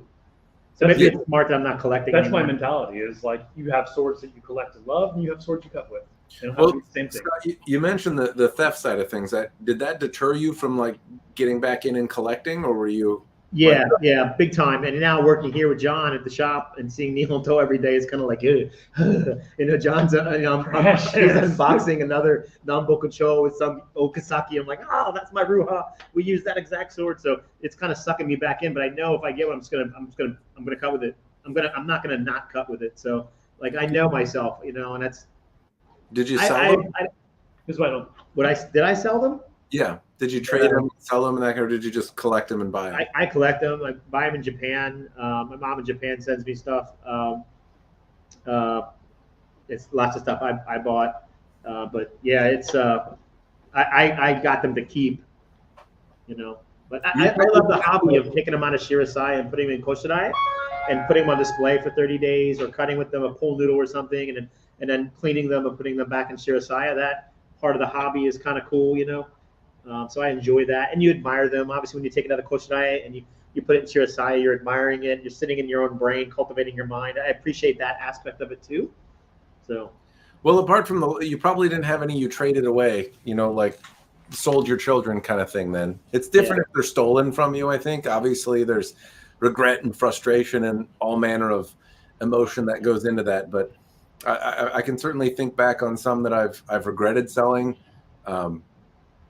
And I was like, like there's some that I got frustrated with, and it was a great sword, but it just, I saw the frustration of having it made. And there were some that were for me and wonderful, but the money and the next thing was maybe more interesting. And then there's been some that were cheap. Like I remember, it wasn't anything special, but there was a Chris Cutlery blade that Josh Marlin had rewrapped at Cottontail Customs, and I bought it secondhand. And it felt so good. It was so nice. But then I was like, I'll move on to the next thing. And I still think about that. So I'm like, I shouldn't have sold that. That was a cool sword. That was the one that got away? There's a number of small ones that way. But, sometimes you pick one up and it makes you smile. And this was one of those things. And I kind of regret selling it. It was pretty cool. There's been a few that I've kind of regretted selling. Q for John, what's the best-selling sword in the history of RVA Katana? So RVA Katana's history is only I'm going on 2 years now. But this is the Oni Damascus. It's from Heaven and Earth, basically. And it is a Damascus blade. So pattern welded steel. 658 pattern welded is a type of steel. And generally we tell people don't cut hard targets with bamboo, or sorry, with Damascus. But I had a customer, I told him this, he bought it, and then he showed me this picture where he cut 5 stalks of bamboo with one stroke. And then the other day we tried to cut bamboo with it. I was like, well, go ahead and give it a try. They all hid behind the screens and it just went, and it cut. It has amazing edge retention, which we didn't expect from Damascus. So we probably sold well over 150 of these swords. It's called the Oni Damascus, $150. It's awesome. Yeah. Tight wrapped handle. I think the black Same looks good.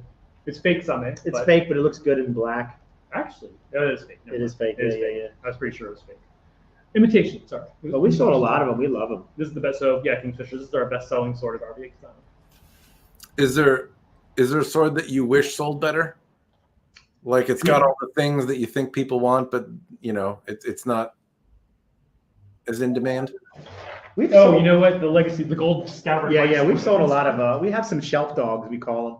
Stuff that we're into, we think are cool. Like John won't like a Suba unless it has 6 friggin' alloys in it. 8 alloys in 8 colors. I'm a practitioner. I come from like simple iron, single color. He loves like 8 colors in the.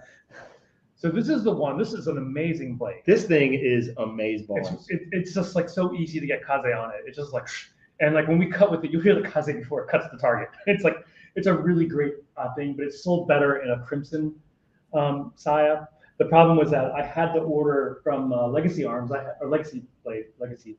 I'll just call them Legacy for now.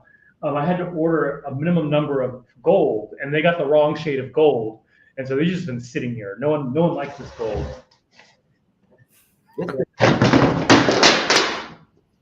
Can't take them anywhere. This thing's amazing though. The bohi terminates like really early. Ah, okay. And it sings. It has a Shoji Hamon. I mean, this thing is like. And it cuts like a dream. I'm gonna get out of the way, but you can hear it. Can you hear that? Yeah. I mean, this thing is easy mode cutting. That Sori is like, it's sick, dude. It's one of the best cutters you've ever. Probably one of the best cutters next to that Moritaka L6. That L6 was amazing. Yeah, but this is the one people don't like the gold. Well, now I bet you got it in Steve's head, and he's gonna. Steve already has this sword with a crimson.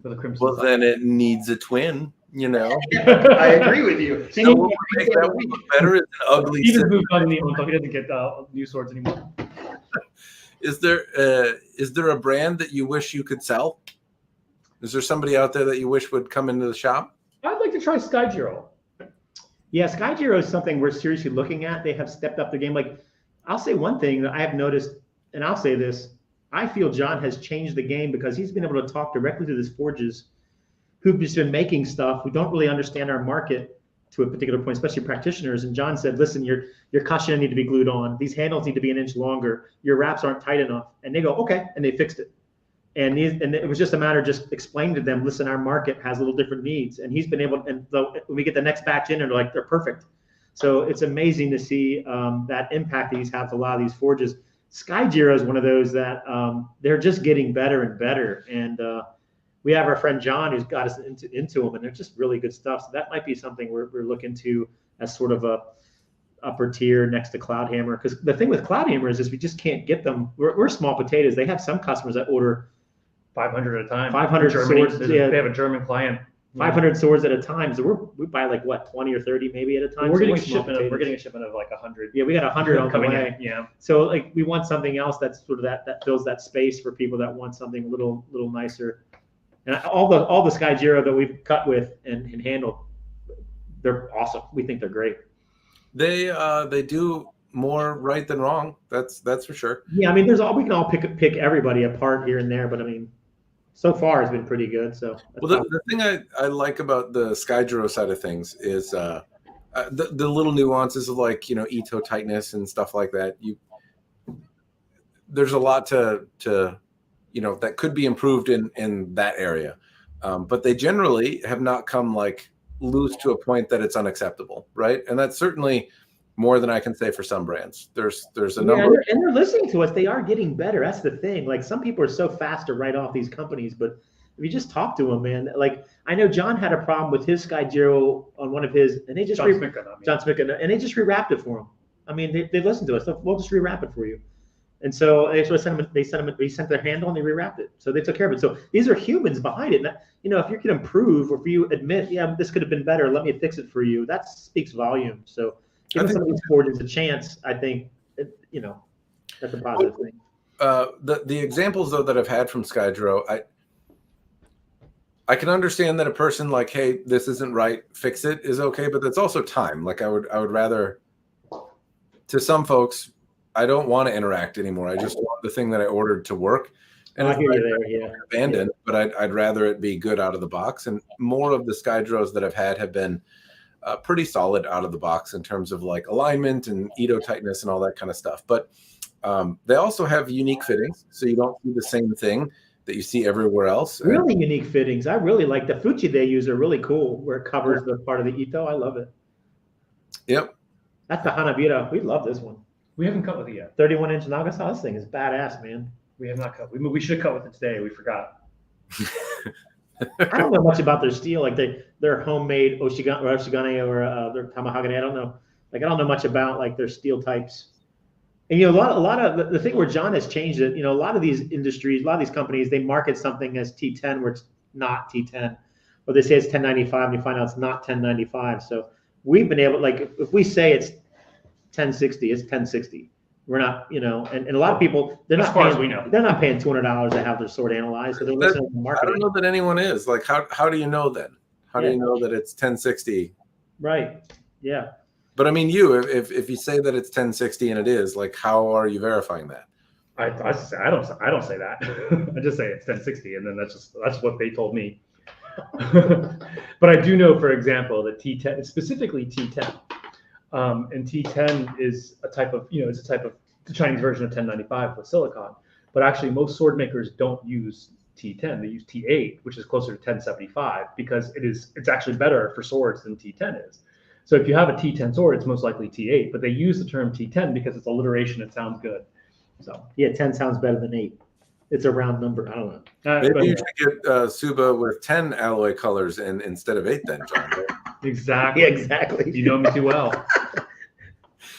I find that's a downside. Though at the same time, people put a lot of stock into like what steel is in the sword.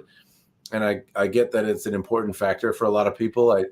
I understand, especially like if you come from knives or something where maybe it's more reliable in terms of heat treatment or more reliable in terms of the steel composition. And in fairness, you're probably using it, and edge retention might mean a little bit more, and you're a little less susceptible to the consequence of brittle blades if you're using shorter ones.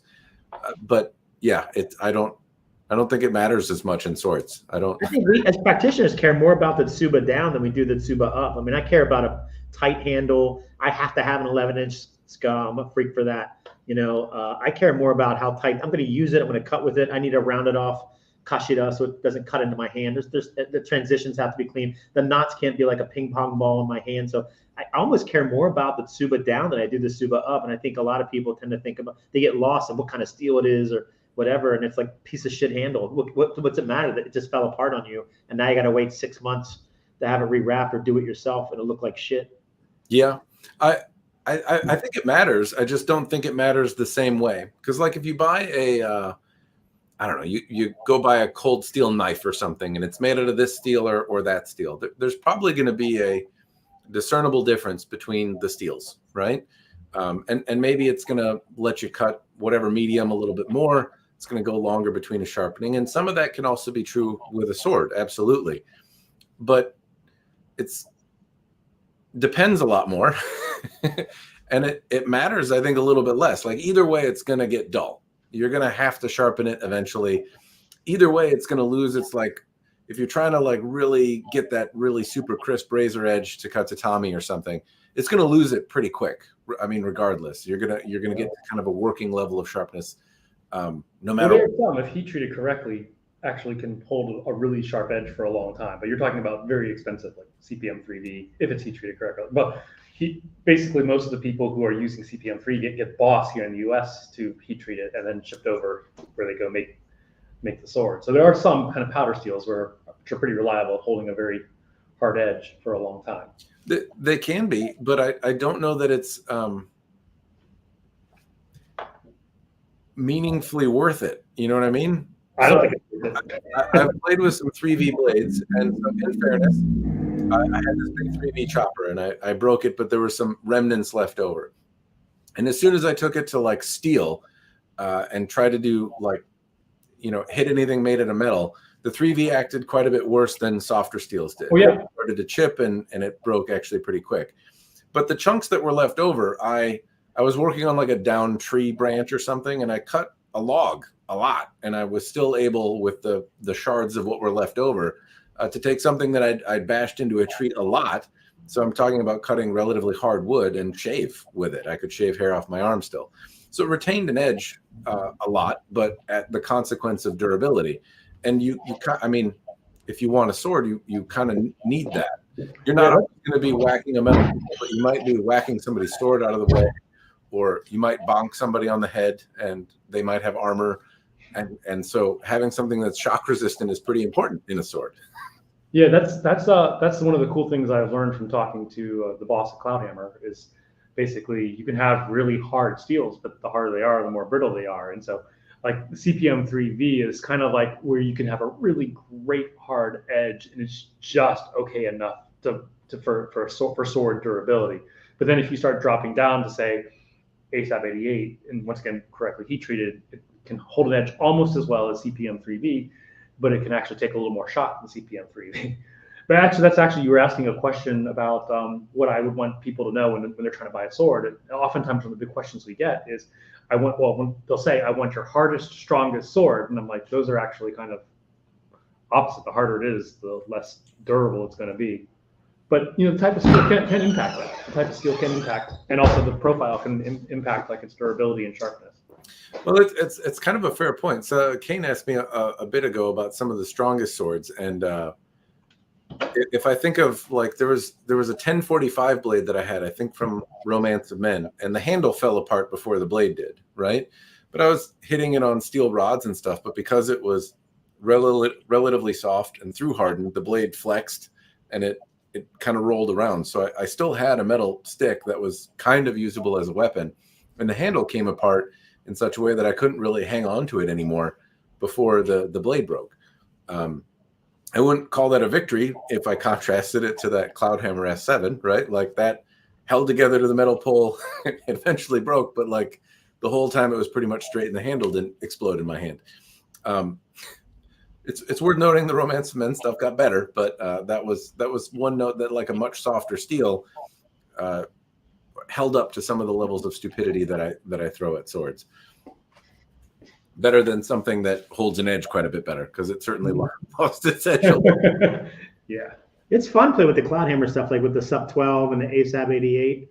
Like some of these steels they're playing with, it's kind of fascinating to get out of 1045, 1060, 1095, T10 space, and kind of play with these other higher end steels. We're learning so much about, like, ASAB 88 has some, like, was it the which one had the edge retention that we were like ASAB 88. The edge retention ASAB 88 just blew us away. It's basically it's a modification of D2 steel. So D2 is way too brittle for a sword. It's totally fine for a knife if you're slicing, but so ASAB 88 was an adjustment, and that actually ASAB 88 was is made by ASAB, which make K120C, the powder steel that was in Hanwei's swords, but they discontinue it. They don't make it anymore because they said ASAB 88 is sufficient. It does what they wanted KC1 or K120C to do. So, but anyway, I ramble. See, he knows so much about this steel stuff. It's amazing. So Bird is saying L6, L6, L6. And the thing is, I was talking to Cloudhammer again here because he has a client who wants to do L6 and do low. So with L6, you have two types of bayonet. And there are a lot of people right now in Longtren who are they might be using a Chinese version, a Shanghai version of L6, and they are heat treating it to upper bayonet. So they can still call it a bayonet sword. And upper bayonet is fine, but it's not the lower bayonet that Howard Clark is making. And lower bayonet is the one that's like super, super tough. But he was showing me, I wish I had kept the web page where he showed me the impact resistance. And it was basically S5 has better impact resistance than L6 lower bayonet at a much, much lower cost. So, and just L6, the heat treatment is a much more complex, time-consuming, labor-intensive process.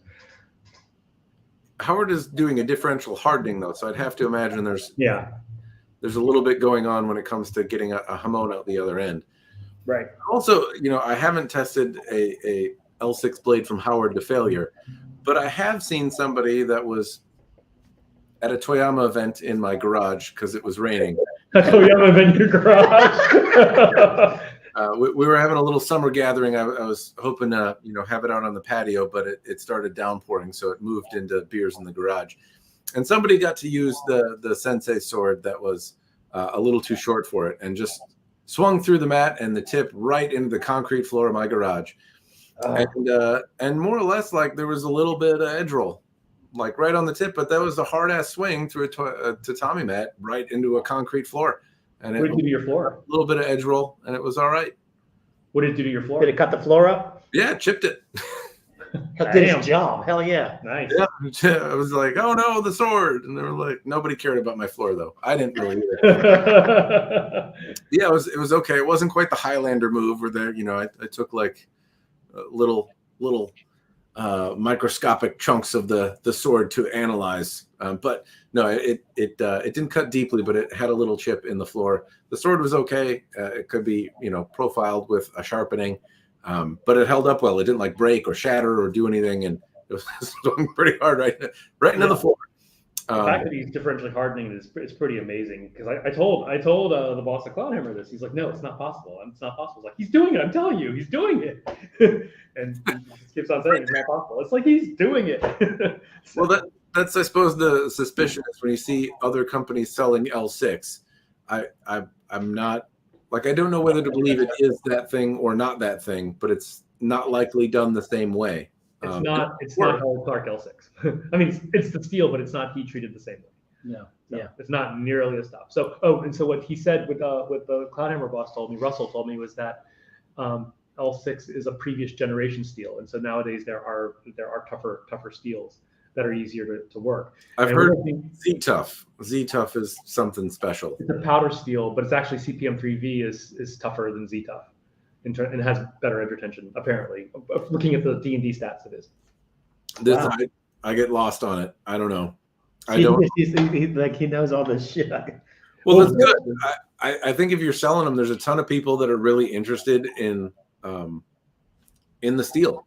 I probably should know more about it, given the fact that I talk so much about it on the internet. But Cloudhammer had a huge stock of Z-Tough, and I don't know what they did with it, because they were I think they were trying to sell it, like their German client wanted it and then didn't want it, so they ended up with a lot of Z-Tough. So, yeah. The thing is, like, when somebody tells me, "Hey, this is made out of this stuff," I don't know. I have no way of person, like, you can see if it's folded. Maybe I can see if it's laminated, depending on the polish, but probably, like, there are certain characteristics that you can tell about a steel. And some people say, like, oh, you can't tell it's 5160 made in this factory. I'm like, no, I can't fucking tell that. I don't know, but I can bash it against the metal rod in my backyard, and if it takes me more than 3 licks to get to the center of the Tootsie Pop, I can tell you it's pretty durable.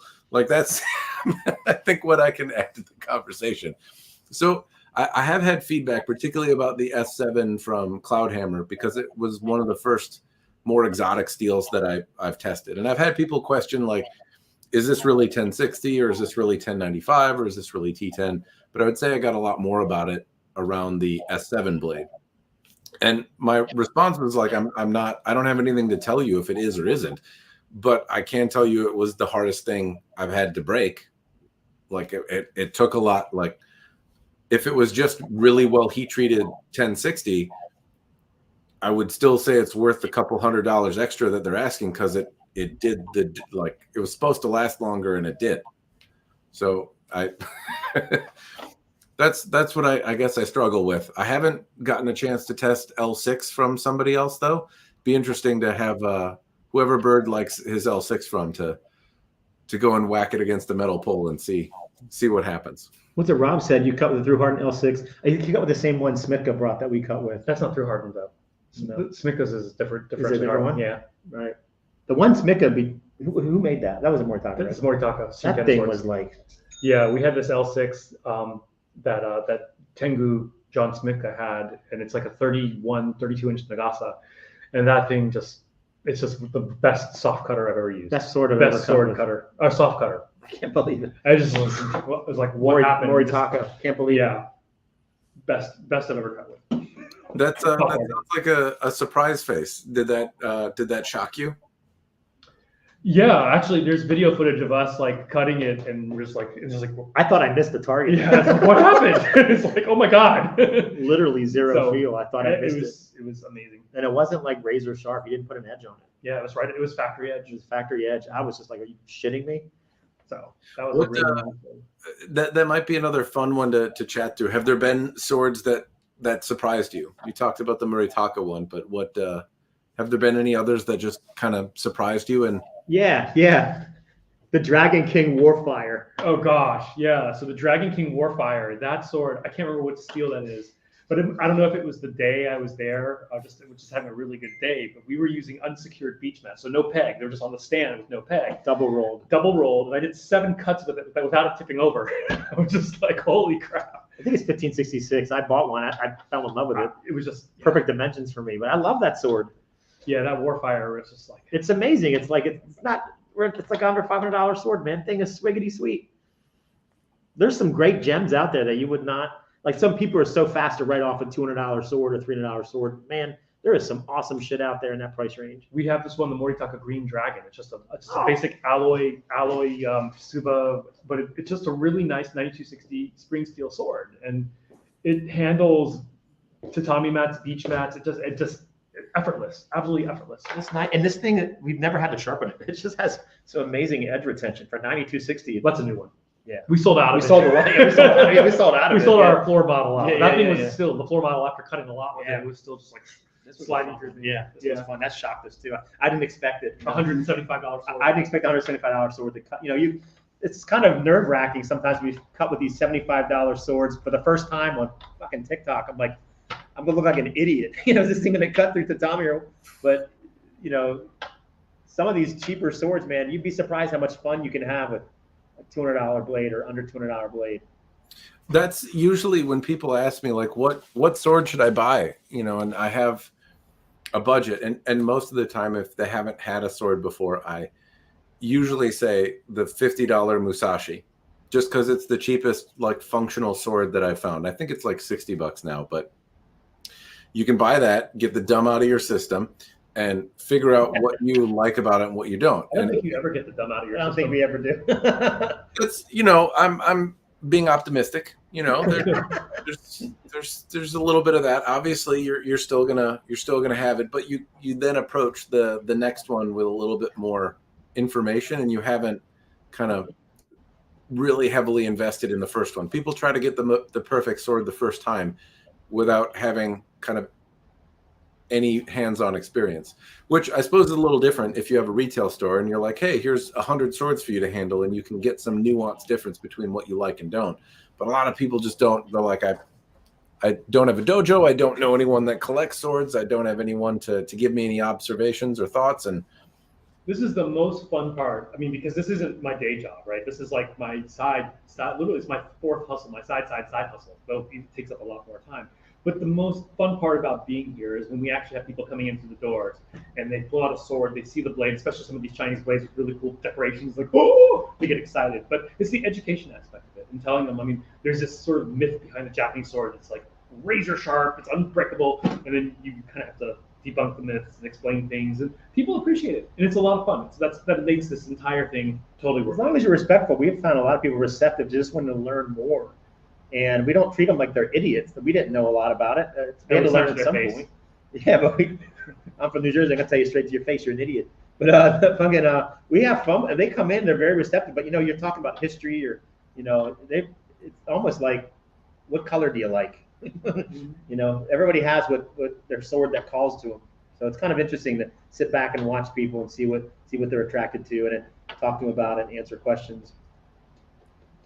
Do you find that more people buy from your store locally, or that are coming in and Nowadays it's website. Nowadays it's TikTok. Our TikTok following buys a lot of Probably swords. 70-80% of our swords are through TikTok. Yeah. For the first year, it was probably like 75% were people walking into the store, but we were only selling like 30 a month. Only 30 a month. I guess a lot of people would love to sell 30 swords a month, but yeah, we were selling 30 swords a month in the beginning. It was mostly people walking into the shop. Now we're up to exhibitions, almost 200. 150 a month. 150 a month. But probably 100 and some of those are going to be like online. Wow. Oh, I mean, now that Scott's here a lot, well, when we first opened, we didn't have many open hours, only when I had free time, which wasn't a lot. But Scott's here now like 4 or 5 days a week. And so we got a lot more walk-bys and people coming in. What's cool, what's cool is we just had a father, this was kind of cool. A father, his 17-year-old son is a senior in high school, and he's going to join the Marines. He's going to ship out, and his father doesn't have much time left with his kid. They bought some swords from us online. His dad asked his kid, "What do you want for your birthday?" He says, "Let's do a road trip to RVA Katana and look at some swords." You don't want to buy a sword. Let's do a road trip and let's just bond. They were driving from Detroit. Detroit. Right? They drove all the way down from Detroit. We're in Richmond, Virginia, so that's like, what, 8 states? And they bought a couple swords, hung out for an hour or two, and then got back on 95 North and drove right back to Detroit. So we have customers come up from South Carolina, from Kentucky, just to come in and look at swords, because there aren't many places you can go and look at swords. Hey, Roy. And I'll tell you what's funny. People come in and say, "I'm buying a katana today," and they wind up leaving with a Dow or Jen or something. So it's interesting. Like, I'm here to buy a katana, damn it. And they're leaving with 2 Dow, and they're not buying a katana. So it's interesting to see when people get to touch and see real Chinese steel next to the Japanese stuff. It's a game changer. Yeah, the detail on these things. This is a Chinese Dow. There's a ray skin handle. People see this stuff and they eat it up, like me. So it's got a lot of colors in the fittings, so I can imagine. Yeah, that's mine. I'm giving you grief. I found the one thing that's I do happen to like it. I like I see some old Chinese stuff in museums, and the intricacy in some of the metalwork is interesting, but I like it. It's cast, and so it looks a little muddy to me. And I want that, like, I want to see examples of custom-made Chinese pieces that have the kind of level of detailed engraving that you find on really high-end custom Japanese swords. I don't get me wrong. I understand that that's like a $20,000 investment in the fittings by themselves. It'd just be really cool to see. Yeah, no, the hand carved. That's actually, you were asking about hand carved stuff for Japanese pieces, and the boss of Cloudhammer, he was telling me, hey, you can do this, but like the Tsuba itself is going to be like $300. Yeah, but you can get some really pretty stuff. But I'm kind of like, me personally, like at $300, I'm going to get an antique, Nihonto Tsuba instead. Yes, that's. I suppose that's the trick, right? It's always tough to justify the expense of having something made in a modern capacity when it's probably available as an antique for less. Yeah, you got to file the shit out of it because it doesn't fit your modern blade. You're like, you're filing an antique Edo period Tsuba to put on your new sword, and you're like, shit. You gotta file the Yeah, that's my next one, actually. I found an antique Tsuba bedazzled with swirly mitsudomes. I was going to ask if it had My Little Pony on it, but I guess not. When you say Mitsudomoi, is that what he's saying? Mitsudomoi? Of course, I say it wrong. It's very bedazzled. Here we go. That is nice. I love that. There Oh, we go. there you go. that's Oh, really that is nice. nice. Yeah. When he was just saying nice, but then it came into focus afterwards. Like, Yeah, that's, that was that's nice. The person, nice, that's nice. Whoa. Yep, I have to have some matching Fuchikashira made, and then I'll have another sword full of swirlies on it. So it's going to be great. It's going to be great. And the My Little Pony, that's the next one. I think the Cloud Hammer. I have yet to come up with a better design that can be better executed on a CNC machine. But my initial plan seemed a little too arduous to make, so I got to go back to the drawing board. Actually, Zeist Armories. It's Mike De La Vega. I don't know if you know him. Zeist Armories. He does a lot of Highlander stuff and other sort of. He has a CNC machine, and I bet you could ask him to make a My Little Pony tuba for you. Yeah, Brony Forge.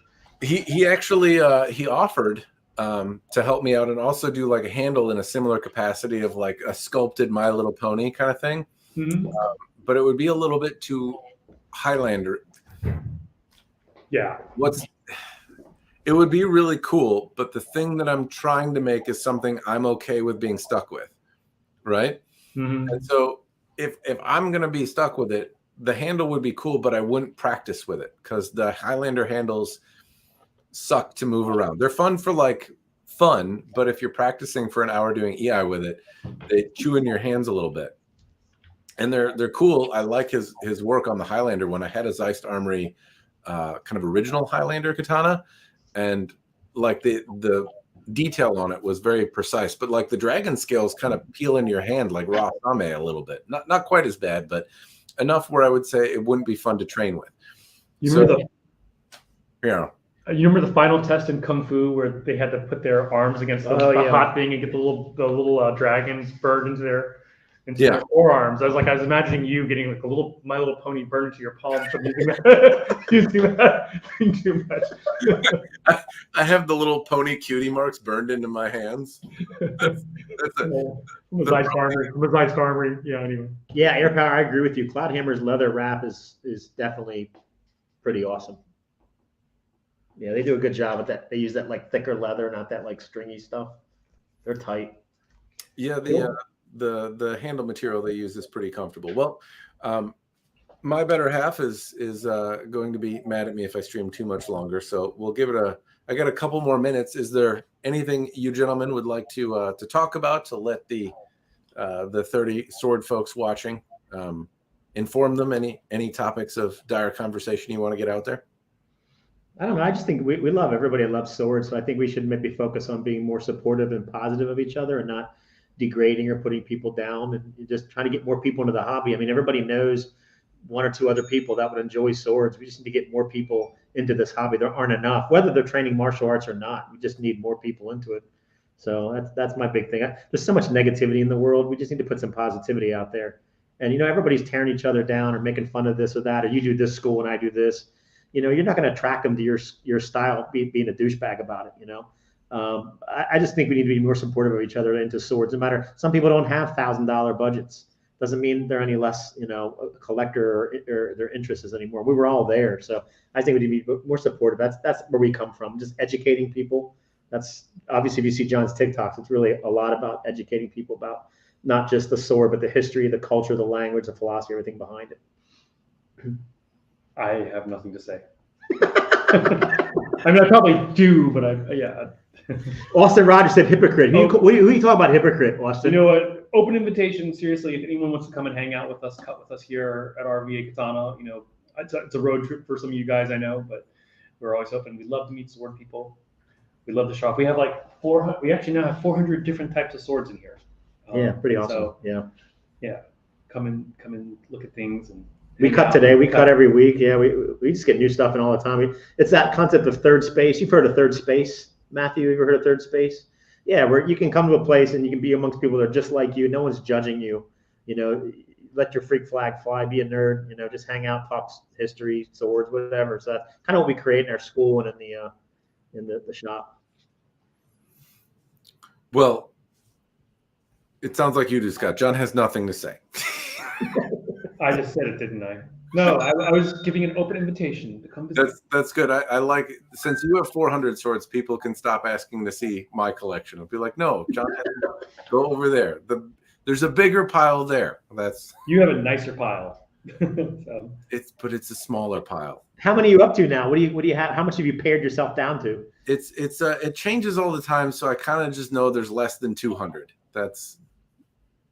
I'm pretty. The amateur numbers, man. You can boost them rookie numbers. Get the rookie numbers up, yo. I know. I think there's probably. I don't know.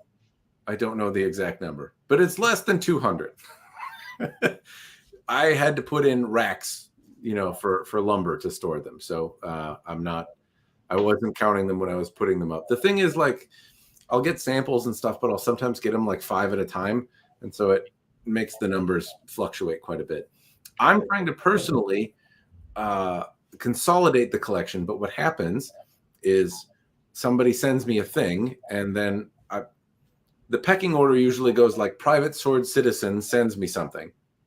So I try to prioritize those, right? If it's somebody's personal property and they want it back, or they want me to break it, that personal investment from like a private person with no skin in the game and just wants to see the content, kind of, I don't know, it seems the most meaningful to me. So I try to be respectful of that and put it up at the top. Some, like a company that sends it, I usually try to do those next, right? Yeah. Because there's something beneficial about having a video made about your product, and there's an advertising component that goes out about it as well. The word of mouth, or seeing it in use has some value to a company outside of the private citizen. So my collection takes like the back seat. So all the swords that I buy to like review, and then I'm like, I don't know that I really want to keep it, but I'll do a review on it, and then I'll sell it. Well, I do a review and then never end up selling it because I don't get around to like taking photos and putting it online, or I never get around to reviewing it ever. And then it sits and amasses. So yeah, that's why. But I would like to keep like 10, not 200. 200 is a lot. Yeah, how the hell do you know what to cut with? I'd like you to review your work. I'm more confident that sure. Yeah. Yeah, Sin for the win. He's our ska rapper. Yeah, he started humble beginnings, and now he's killing it. So yeah, I'm gonna have him actually rap one of my Nihonto. Yeah. Yeah, happy to review. I don't feel like I'm a big enough channel where I get to say no. I mean, obviously I can if it's that's not fair. I say no all the time because I get reached out to, like, it seems like once a day by forges that say they're like based in the UK or in Japan or somewhere, but they're trying to show me like knives made in Pakistan. I'm like, no, I'm not gonna. It's not that I wouldn't review them. If they were like, hey, I'm a smith in Pakistan, I make cool stuff, and I'd like you to review it, I'd say yes. But it seems a little weird when they're like, I'm a smith that hand makes knives in the UK, and I want to, would you buy a couple samples from me and review them on your channel? I'm like, this, I can see these are $3 on AliExpress. Come on, buddy. But yeah, I don't remember what my original point was, but I have fewer swords than you. I'm not sure if it's a nicer pile though either. Like, there's a couple gems in there that are pretty sassy, but they add up quick when they're a couple $100s a piece. Right. The shrooms one, I know, it's a Howard Clark one that I just finished up. That's awesome. Nice. It took you've seen it. Yeah, I saw your video, man. That thing is swiggity sweet. It is. It feels really good in the hand too. So and I like it. Don't sell it, damn it. It's just not long enough for me. So I will have to. It doesn't make sense to keep, like, it's way too expensive for me to ever use. But I'm also happy if I don't sell it because it is really awesome. I know that feeling too. Yeah. So it at the same, well, it's expensive. Like, it's not 200 swords expensive. Well, it kind of is, but 200 really cheap swords. All right. I want to be cognizant of any questions before we hop off. Am I missing any? I think we got him. Someone asked about Humble and Forge. Actually, it's Michael. Michael, we know what Michael thinks about Humble. I actually have only handled one Humble Japanese sword. I have handled one Chinese Humble sword. I've never handled any Hanbon before. Well, actually, one of the Tachi that I brought in, that's a Humble. Oh, I have handled Hanbon. Oh, yeah. That's not too bad. That's not bad. That's a nice deep curve. Yeah, it nice. was a really nice. It was nice. Yeah. Pretty good. I did a review, I believe, on one of them, and I thought it came out pretty nice. The downside is when I have I want to say the sword was like $200 from Hanban that I reviewed, and it was nice. I didn't have any complaints about it, and I recall actually kind of liking the Tsuba. And I think there was a lot to like about the $200 sword that I had. But in contrast, I've only had one, right? So when I think of the forges that I've had more examples from, it's a little easier to be confident that of the consistency.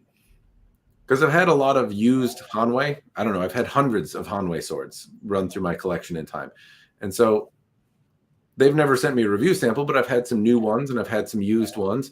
And I have a pretty good idea of how their quality has varied over time. And John, you've been gracious enough to send me a number of pieces from Cloudhammer. So I feel like, hey, I have some idea about quality level and consistency. And I'm not just speaking from one example that I've had. And the same is true of Albions and Atrims and a number of other. I've had probably a dozen or so Howard Clark L6 blades. So I have some rough idea of the quality of a number of these things because I've had more than one example. But the Hanban, I've only had one. It was nice, but I'd like to see a couple more, and I didn't have a lot run through my my collection when I was buying a lot of secondhand stuff.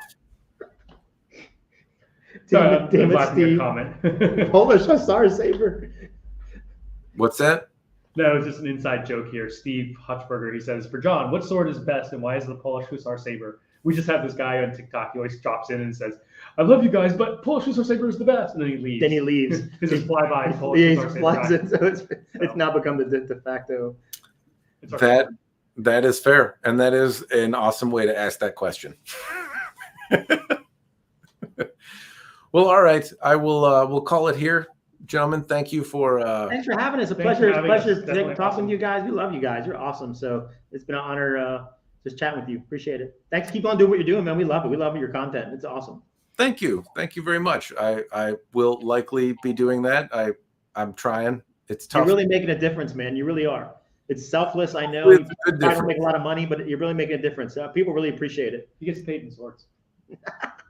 He breaks. He breaks. Right? That's pretty awesome. I don't break them all anymore, but it's not that was a hard thing to shift from. I used to break them all because it made me feel weird about having anything of value at the end, but it's really time consuming to do that, especially as you get more of them. So boohoo for me, but yeah, I don't. You understand what it's like to make videos, so I think yeah, a lot goes into it. Much effort as you do. You talk about hundreds of gigs of shit. That's a lot. Yeah, it's a lot of time. It's a bit, and the $10 I make on each YouTube video goes a long way towards buying the tatami mat that I cut in it.